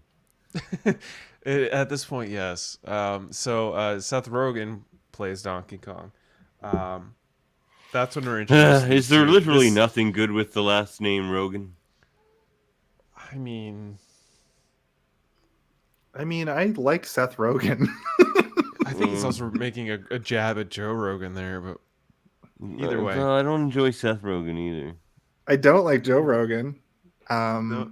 But Seth Rogen, for the most part, I like the raunchy, like the Judd Apatow era. I liked This Is the End. I liked that show that I mentioned.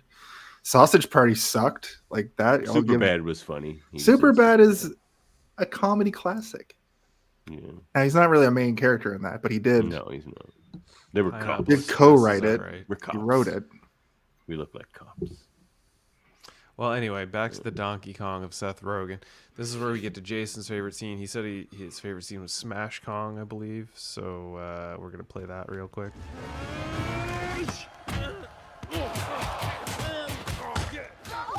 Okay. Guess you're not getting my army.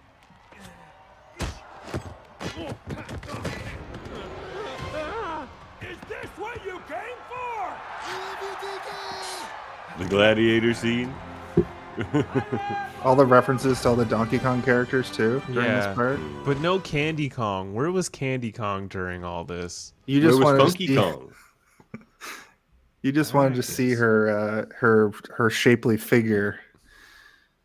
No, I feel like if you're gonna go through the trouble of referencing Diddy Kong, Cranky Kong, they were missing Candy Kong and they were missing Funky Kong. Those are the only two that they didn't have in that scene. Unless Funky Diddy and Kong Dixie are was standing next to each other, next to somebody from Donkey Kong 64. I don't think the baby Kong is shown either from Donkey Kong Country 3. That's an opportunity. Dixie's Quest. Yep. Dixie's Conquest. Or is it Diddy's Conquest? The reason I chose this scene, though, is because I feel like the Mario Kart bit is one of the more obvious choices and probably what I would have gone with. But I'm such a fan of Smash Brothers and fight choreography, and I thought they did a really good job with this fight. It's funny. It's kind of long, I thought, watching it this time, but it's got a lot of little references even in the fighting element. And it's funny too because at the beginning when Peach takes him through the obstacle course, in my head I was like, that scene goes on for way too long. But I enjoyed it this time because I had forgotten that I Need a Hero is playing through the whole thing, which is a fantastic song. So I did actually feel like this scene went on a little bit too long because there's no real music playing. There's just score. It would have been cool if they used I don't think this is actually a reference to Smash Brothers as much as it is just a fight between the two in a very Smash Brothers looking level.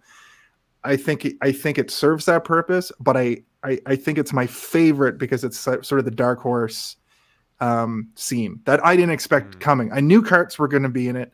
I knew there was going to be some sort of Mario level, like especially at the beginning when you see them go 2D through the town. Could you imagine a Mario game that looks like that? That would be so fun. Wouldn't that be so cool? Like a 2D Mario, but it's got that 3D element that like him jumping through and you move around like him, like in that sequence. Like there's a lot of really good stuff in this, and I thought I wasn't expecting the Smash Brothers bit. Yeah, it would have been. That might fun be a if little they, hard on Seth Rogen, but it's more like what Murphy said about Chris Pratt. I'm just like, it's not a voice I needed to hear again. I get in that. another character. I was watching and going. And I love "Who is Donkey that Kong again?" Country. It was life changing for me when I was that Christmas when Donkey Kong Country came out. That was a life changing experience. I put in Donkey Kong Country into my Super Nintendo, and I was just like, video games can do anything. Yeah, I like, Super just to Metroid and Zelda the year that I got my Super Nintendo, so I'm with you. Just to hit the nail on the head again, like they had Charles Martinet in this film that he could have been Mario. They also had John DiMaggio in this film, and he could have been Donkey Kong. He could have been Donkey Kong. Just do Bender. Yeah, basically, right? No, I don't want Bender. him to sound like Bender either. Well, maybe not so much like Bender, but John DiMaggio would have done a really good Donkey Kong regardless, I think. And he's got enough of a name, I think that would appease a lot of people. You know, he's famous enough. Make him sound like Waka from Final Fantasy X. Right. Also John DiMaggio. It's just, I don't know. There's missteps in the voice casting, but aside from those little missteps, the well thought out world building of this movie won me over. And we had this like B plot with Charlie Day's Luigi where he ends up in Bowser's world, and you have this very Luigi's Mansion look up until he gets caught, and then he's stuck in a cage hanging over lava for a good 2/3 of the movie. But you get the really depressed character. Luma. Yeah, the Lumina that is just, or the Luma that just has the best lines. Yeah, I love the Mario Galaxy movies too, so I was happy just to see a Luma. I was like, yeah, Mario Galaxy. Mario Galaxy games, if you haven't played them, are fantastic. They're very good. They're very good. I consider them one game. The sequel is just an expansion pack that's the same length. So yeah, basically at this point, Mario defeats Donkey Kong and he gets the army. They all proceed to get carts and hit the Rainbow Road. You get it's a pretty wild, crazy scene, a lot of action happening. You get all the Mario Kart nods, the Rainbow Road jump, the blue shells, the turtle shells, everything in between. It made me want that Rainbow Road jump is no joke. It's true. 64. It made me want a new Mario Kart where the gimmick is that to keep people from like lagging too far behind, you can choose to have that big tank in the level with you. I think that would be a cool mode. That would be a cool mode. Yeah, that would be a lot of fun. So yeah, you have the whole Mario Kart scene. Eventually, Mario and Donkey Kong get lost in the water, and they're eaten by the big like red eel from the like old 64 games. They end up inside the body, get Donkey Kong's cart, Pinocchio their way out of the red eel, while learn the Peach power of friendship. Yeah, while Peach gets captured by Bowser, which you find out he's madly in love with Peaches as he sings a song about her ass. Peaches, Peach, Peach, Peach, Peach, Peach. It's a very catchy song, but I mean, at the end of the day, that's a song about Peach's ass. Peaches. I mean, interesting way to dial down into that one. Kids one. Movie, Murphy. And and it's a song about her ass. It's about her peaches. Bowser's in love, and he wants that love. He wants them peaches. Anyway, so Mario and Donkey Kong, they end up teaming. They also have another sort of old boy-esque side panel Mario classic where it's Donkey Kong and they're like tag teaming, going through all the moves and destruction and all that chaos. And they proceed to pretty much interrupt the wedding of Bowser and Peach. Bowser sends off the big Billy Bullet that chases Mario down, who gets the raccoon suit or whatever, the tunicky suit, and he flies around. He gets Bullet Bill to chase him into the warp tunnel, and the bullet blows into the warp tunnel, exploding that into like the galaxy tunnels and causing like a huge vacuum leading back to the streets of Brooklyn. That sounds familiar. Yeah, Mario ends up back because it's basically the end of like the Mario '93 film where they end up on the streets of Brooklyn in front of everybody before they them. start and end the same. These two Mario movies. Yeah, even with Peach, like the beginning in the Mario '93, Peach is from the dinosaur world, ends up in the human world, grows up. In this one, she's from the human world, ends up in the Toadstool world, and becomes a princess. It's almost like they did it on purpose. They're like, no, we can make that movie a good movie. I wouldn't be surprised because it's probably a bunch of people our age who wrote it, who grew up with that movie and wanted to right wrongs. Maybe. So many wrongs, yeah. So many wrongs, indeed, including us covering it again on this podcast. Anyway, basically, that horse die. Mario and Bowser get into a scrap, and Bowser puts the boots to him, tossing him back into the Punch-Out Pizzeria, basically knocking the photos off the wall. And this was my scene that held up. This was the scene for me that like brought kind of a tear to my eye and really made this movie stand out as a great film for me and made me look past what I thought was bad voice casting. This movie is a great Super Mario film, and it was all because of this scene here.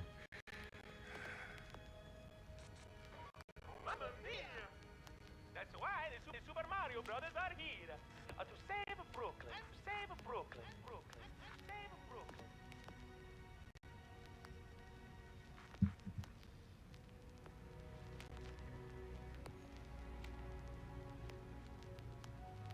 Just that moment. He has that jacked by for the rest of the movie too. Let's go. Kicks the door open. You see Bowser slapping Donkey Kong around. Peach and Donkey Kong are doing their best. He, brings the fight. Luigi shows up just as he's about to be cooked, and he puts like a, sewer tunnel thing cover over him, protects them. They both reach for this power star, and they beat the crap out of Bowser. Just slapping him around for the whole city to see. His mom and their pop see it, and they're like super shocked. They even do like when they run fast in Star Power in the games, they kind of put their hands. He puts his hands out like that. Yeah. They just like knock the whole like Koopa army back and stuff like that. There was something about this scene that really affected me, and I'm surprised the Marvel movies didn't do this effect. The anime thing where like if you're invincible and you get punched, the ground cracks behind you. I would have liked to see something like that, like in a live action like superhero movie. I'm surprised it's never been done because it's a very like anime thing it's such to an do. Impactful thing, yeah. Because Mario and Luigi are just standing there, and Bowser goes to kick them, and they're just like, "The best you've got." And like the street behind them's all whacked out. Yeah. It's just like it's such a good representation of a movable object meets powerful force, but not in a manner you'd suspect. The Mario Brothers win the day. They beat Bowser. They send him back to, they basically Princess Peach throws a blue toad still in the mouth, shrinks him down, and they toss him into a jar. And Mario's like, I told you I'd get you the turtle, I promised. Because he promised to buy her a turtle in Brooklyn at some point when they were Mario Karting. And then, basically saves the day. And the Mario Brothers get all the fame and glory, and you see this skit where it seems like the Mario Brothers, are waking up and they're ready to start their day repairing plumbing in Brooklyn, but they open the door and it's actually the world of the Toadstool world, and they go hopping through the platform. They're going to do side quests and grind coins and level up. Yeah, they're gonna find Yoshi and find themselves a Yoshi. There's the brief Yoshi scene and all that stuff.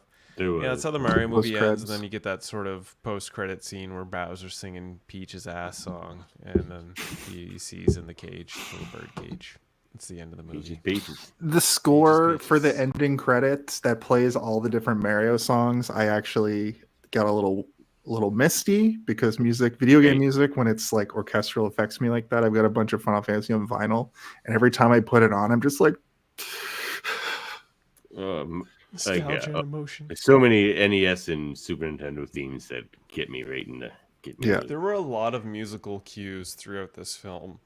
Like a shocking amount, right? Plucked on the heartstrings of my youth. I'm just like, wow, that was really even Double well Dragon. Even Double Dragon. Was that in the movie?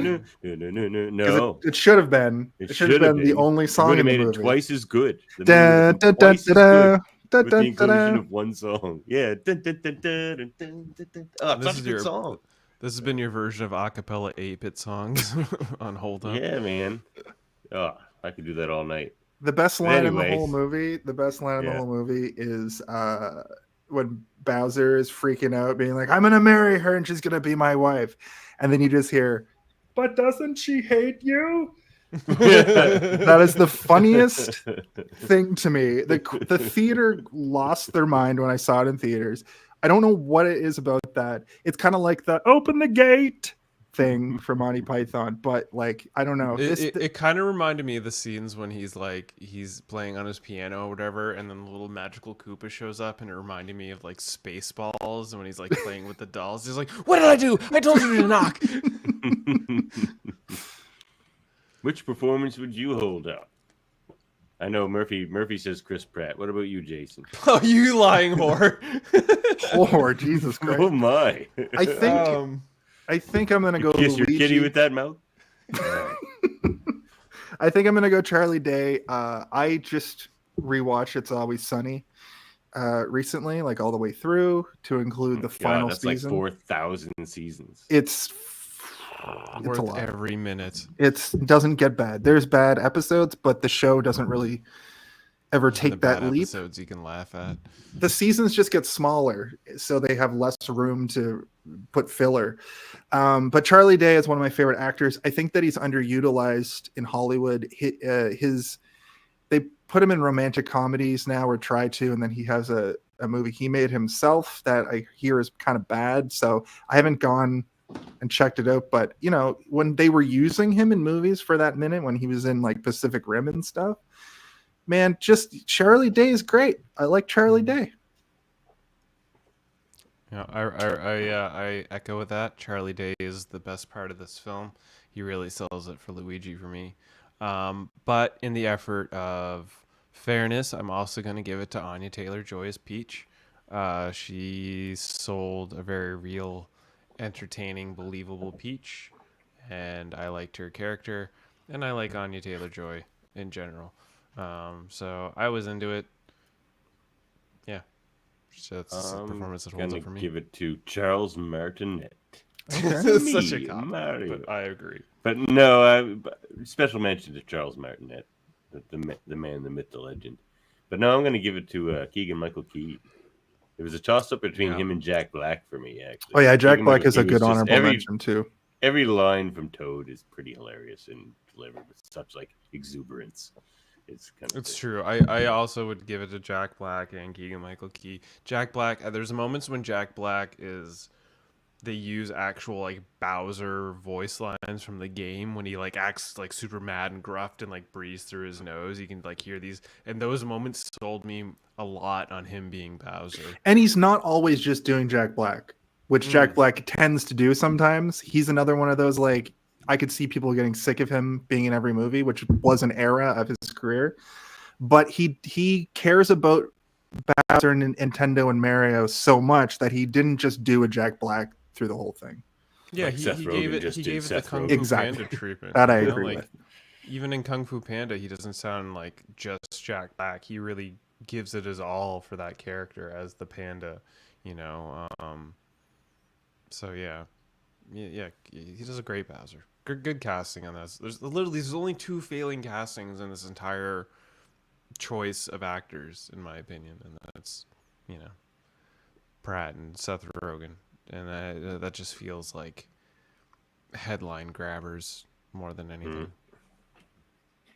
Setting aesthetic, it's gorgeous. I don't even think we need to say anything more than that. Really, it just looks beautiful. It looks so good. I want a game. Delight on the eyes. Based in this universe, because it could be easily done. Like, there's a rumor that the next big, like the main title Mario, is going to be open world, and I wouldn't be surprised if they included a lot of elements from this, because they included elements from right up to Mario Odyssey. That thing that like is like a ball with the legs that's kind of going like this. That thing is from Mario Odyssey, and I was surprised to see that because I thought it was only going to be like up to a certain point, like up to like Galaxy. So beautiful, beautiful movie. I was surprised to see the Luma, to be honest. Yeah, exactly, right? And it being like it was so depressing. It's so depressing, but hilarious. More meat for the meat grinder. That's the thing. This film is just literally from the minute detail to the most apparent. It's just littered with references of the Mario universe in very beautiful and well artistically made ways that I couldn't help but enjoy. And a style that's not going to, like, CGI looks bad after 10 years. It's stylized in a way that it looks like a Mario game cutscene anyway. So it's not going to, like, look bad in 10 years, in my opinion. Yeah, it's a great...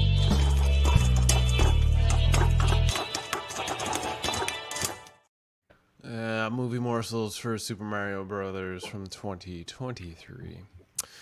Game cabinet in the Punch-Out Pizzeria early in the film is called Jumpman, and the character of Mario was originally known as Jumpman when he first appeared in the video game Donkey Kong in 1981. The character's name was changed to Mario as a tribute to the landlord of Nintendo of America's warehouses, Mario Segale. Or Segale. S-E-G-A-L-E. I've seen a couple of documentaries on that, and apparently that's just a rumor. No one's really confirmed that. Okay. Nintendo is 100 years old, though. So it's fairly... they made cards. Possible. Yeah, they were a trading card game company in the turn of the century. A French restaurant called Chez du Canard can be seen in the background of some shots in Brooklyn. Chez du Canard translates as Duck Hunt. Another early Nintendo game, which was often packaged with Super Mario Brothers in 1985. The restaurant logo is a duck from the Duck Hunt 1984 game. Spike, the man in blue who mocks Mario and Luigi at Punch-Out Pizzeria, is actually Foreman Spike. He was introduced in Wrecking Crew 1984, where Mario and Luigi work using hammers as demolition workers. Spike is an NPC non-playable character who appears in the game's Mario and Luigi's rival demolition walls, preventing Mario and Luigi from winning points for destroying them. That, in addition, can push them off the platforms if he hits them. I have a question, just real quick. Bowser is in Wreck-It Ralph. That character, the villain in that little guy, is based off the same game, Wrecking Crew. Is Wreck-It Ralph canon to the Mario this universe? I would have to say yes if that's the connections. I mean, if Bowser's in it, he could be a sub worker of Spike from the Wrecking Crew. Well, who knows? We'll see. We're gonna get a Nintendo Cinematic Universe. Absolutely, we are, and I'm here for it. In the Punch-Out Pizzeria, there are a bunch of pictures on the walls from characters in the Punch-Out video games, such as Little Mac, Bear Hugger, Glass Joe, and Doc Lewis. A Pikmin glass ornament can be seen in the lounge of the customers that Mario and Luigi attempt to repair the sink. Charles Martinet dubbed Mario's dad, and Giuseppe in English, Catalan, European French, German, Italian, and European Spanish. The man can speak all the languages. He literally should have played Mario, and then they could have had his voice for all of these languages in the rest of the film. But whatever, that's okay. I'm not sour about that. During the end fight scene, Mario and Luigi grab Bowser by the tail, spin him around, and throw him. This is how Mario defeats Bowser all 3 times in Super Mario. So long to Bowser. So long to Bowser. Mario is never seen in the Fireflower or Ice Flower power-ups.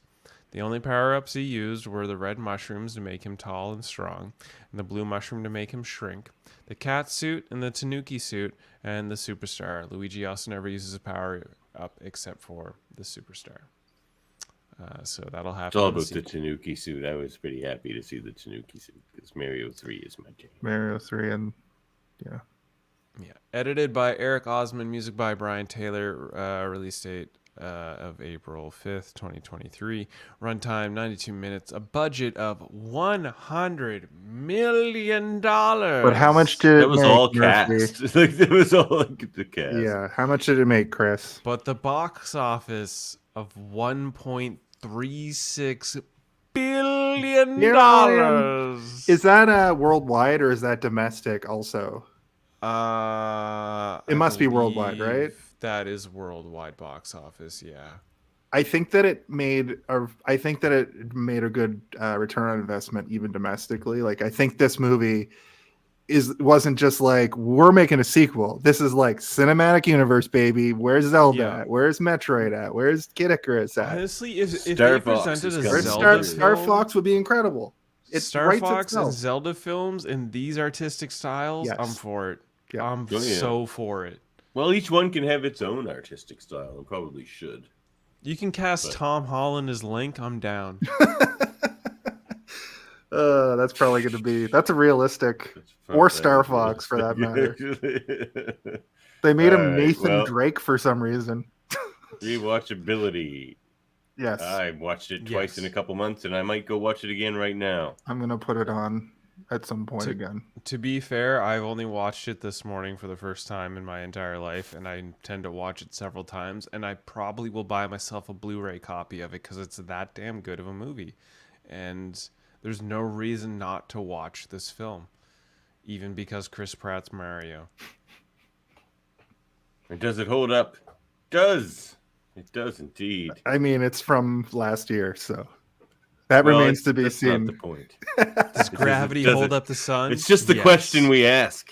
Does gravity hold up the sun?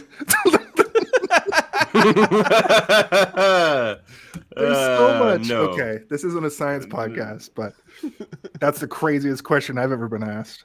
Yes, this movie holds up.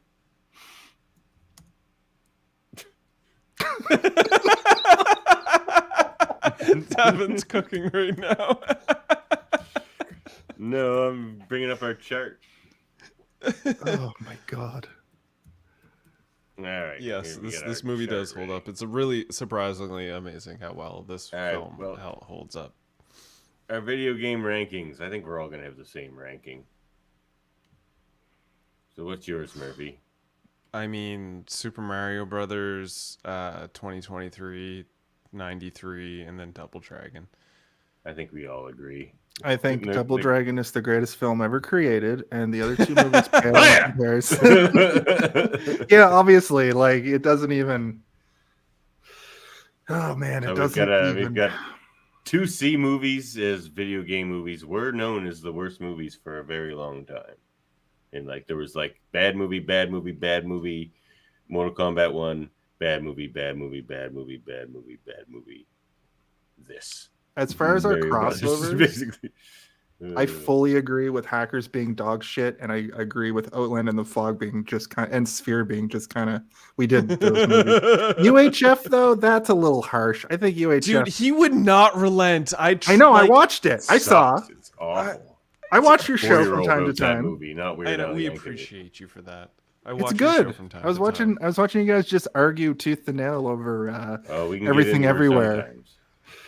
All at once, and I like everything everywhere all at once, but I don't think it's this like glorious thing sent down from heaven like some people do. I'm somewhere in the middle. Pretty good movie. I think it's it's pretty good up movie. on the wiener. I think Parasite is a perfect movie. Haven't seen it yet. Do intend to watch it. Parasite is a movie you need to see, and it's amazing. Well, we gotta get out of here, fellas. It's true. We did the We're thing. becoming parasites ourselves. We did the thing. All right. Well, my final take is video game movies have aged well in the sense that they've gotten a lot better than they used to be. Video games, on the other hand, I would say the reverse. So go back and play some 8-bits, go play some 16-bit Marios, and have yourself a damn good time. Even play some Double Dragon, because those games are way better than this movie. So that's my final take. I mean, he's not wrong that those games are better than this movie. There are better games, though. I mean, if you play video games, you know. So we won't even hash that out. If you want to spend your whole life playing video games. If you just want to have a good time for half an hour, go back and play some real video games. That's a good point. Do I get a final take? Yeah, exactly. Do I get to do one? By all means, Jason, let us know your final take and let us know where we can find you. Sounds good. I think just quickly as a final take, there's better 90s video game movies, and I think that it's going to be hard to top the Mario movie on a lot of different fronts. Like, it's a great movie, right? It's a great sort of superhero kind of a movie. It's a great action movie. And it's got like racing, fight choreography. It's got goofy humor. It's for the kids. It's for the adults who grew up with Mario. Like, there's nothing else video game wise like that. You can go worse than Mario and Double Dragon if you watch a Yui Ball piece of crap like House of the Dead or whatever, where they're just tax write-off movies that are the same as like The Room. That said, I think if you want to go back and watch a 90s adaptation of a video game, you can't go wrong with Mortal Kombat. Street Fighter is fine. And then if you want good adaptations, fine. It's pretty good. Like, it's pretty good. It's goofy, but it's got like Raul Julia in it. You know what I mean? Like, yeah, Raul Julia is great in it. Like, for me, it was Tuesday line is like an epic line. That line is too good for that movie. Yeah. But for you, the day M. Bison walked into your city was to change the rest of your life. For me, it was a Tuesday. But I guess in summation, out of these three movies, like, I was trying to create sort of you gave me the Mario Brothers movie, the new one, and I wanted to create sort of a throughway between the three. And I think there was a lot of crossover, a lot of, so I think I did my job. And thank you for having me on. I appreciate it. You can find Hey, Did You See This One? Hey, Did You See This One? Pretty much everywhere. I just finished uploading everything to YouTube. It's in audio form on Spotify, Apple, and YouTube itself. We're started doing shorts and TikToks and all that sort of stuff. So we have a big year coming. And like I said, if you literally just search, "Hey, did you see this one?" on Google, we've made it. We're different enough that we've popped to the top. So check us out. We go live every Thursday at 8 p.m. Eastern time. We usually talk about the movie for a couple hours, and it goes up on Friday on YouTube. It's a great series of podcasts. I enjoy listening to it and tuning in. When I get the chance, it helps burn my work day. We get better with every episode, too. Like, I treat every episode like it's episode 1. Mm-hmm. So every time we add something new, we've added stings and music and segments and all this sort of stuff. You should go back and watch episode 1 and then episode 119 and see how much different it is. It's night and day. Yeah, I do enjoy the audio sound bites you manage to work into each episode. And Steve's a good co-host too. Steve's a great co-host, yeah.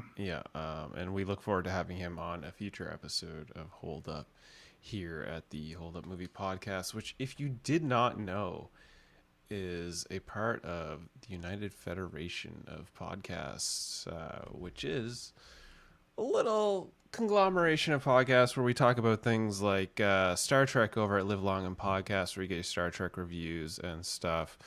We also have deeper dives over at Locutors of Trek, which is part of Live Long and Podcast. We're having reviews of debates and interviews and first contacts. You got one coming up there tomorrow with General Martok himself, J.G. Chancellor Martok. Chancellor Martok. Oh, wow. I missed that upgrade. I haven't gotten that far in this story. Whoops. Spoilers. Spoiler alert for me. Promotion. But yeah, J.G. Hertzler's coming in for first contact with Davan on Live Long and Podcast. Locutors of Trek, which do not miss that. It's going to be a good time. Yeah. Davan also hosts X-Rated, the X-Men animated review show with co-host Andrè. Do I not have our new logo up? Hold on. You just keep talking.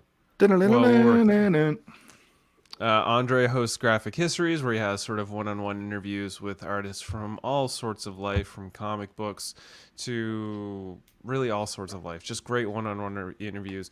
Check them out. We also have the Super Mario Brothers podcast. Right, there we go. New logo. X-Men Anime Review Show. For your classic 93's X-Men, there's gonna be a whole sort of kickoff with that when the new 97 continuation series kicks off. Super Mario Brothers podcast. They talk about reality shows like Big Brother and Survivor And they also do the Mary Mater Marvel Society, where they talk about Marvel stuff like What If and Echo. That's coming up soon, Echo's right? coming Hopefully. up this weekend. Yeah. Echo's Good fantastic show. so far. Echo was a fun show. I enjoyed that. Yeah, I liked it a lot. We got Eamon on track. If you like listening to things like music, Eamon talks about music with his guests per episode. They pick an album and they break it down. Jason, if you ever want to talk about an album with Eamon, we might work that out for you. I'd love to. I'm the music Trivial person. Debates, which Jason was a guest and a host of previous episodes. We had one recently, Transformers Trivial Debate, that Jody Simpson hosted. We're going to have a Disney one coming up. We're just working out the final details. Hellbound, a horror movie podcast with Michael Chan and Alex Blackburn. They talk all things horror. That should be coming back real soon, And that pretty much catches you up on all things United Federation of Podcasts. We're a large conglomeration of pointless information that you love to listen to. What are podcasts, really? Really? What is this? You're cooking a meal, you're having a time, you're listening to this couple idiots share their thoughts, and you're gonna on give us a Locutors. like It isn't always pointless information. So no, it's very. We're the it's highbrow in channel depth. on our. It's the highbrow. It's so highbrow. You need a Hennessy to watch their. You need to read the books to get what's going on. That's why we started off with get yourself a Romulan ale or your Syntha selection of choice, because you might need it. I think that wraps it up here for Hold Up Movie Podcast. It's game over, and good night. Game over, man. Game over. Until next time, we'll see you guys in 3 weeks for a music episode with Jaemeel Robinson. Thanks.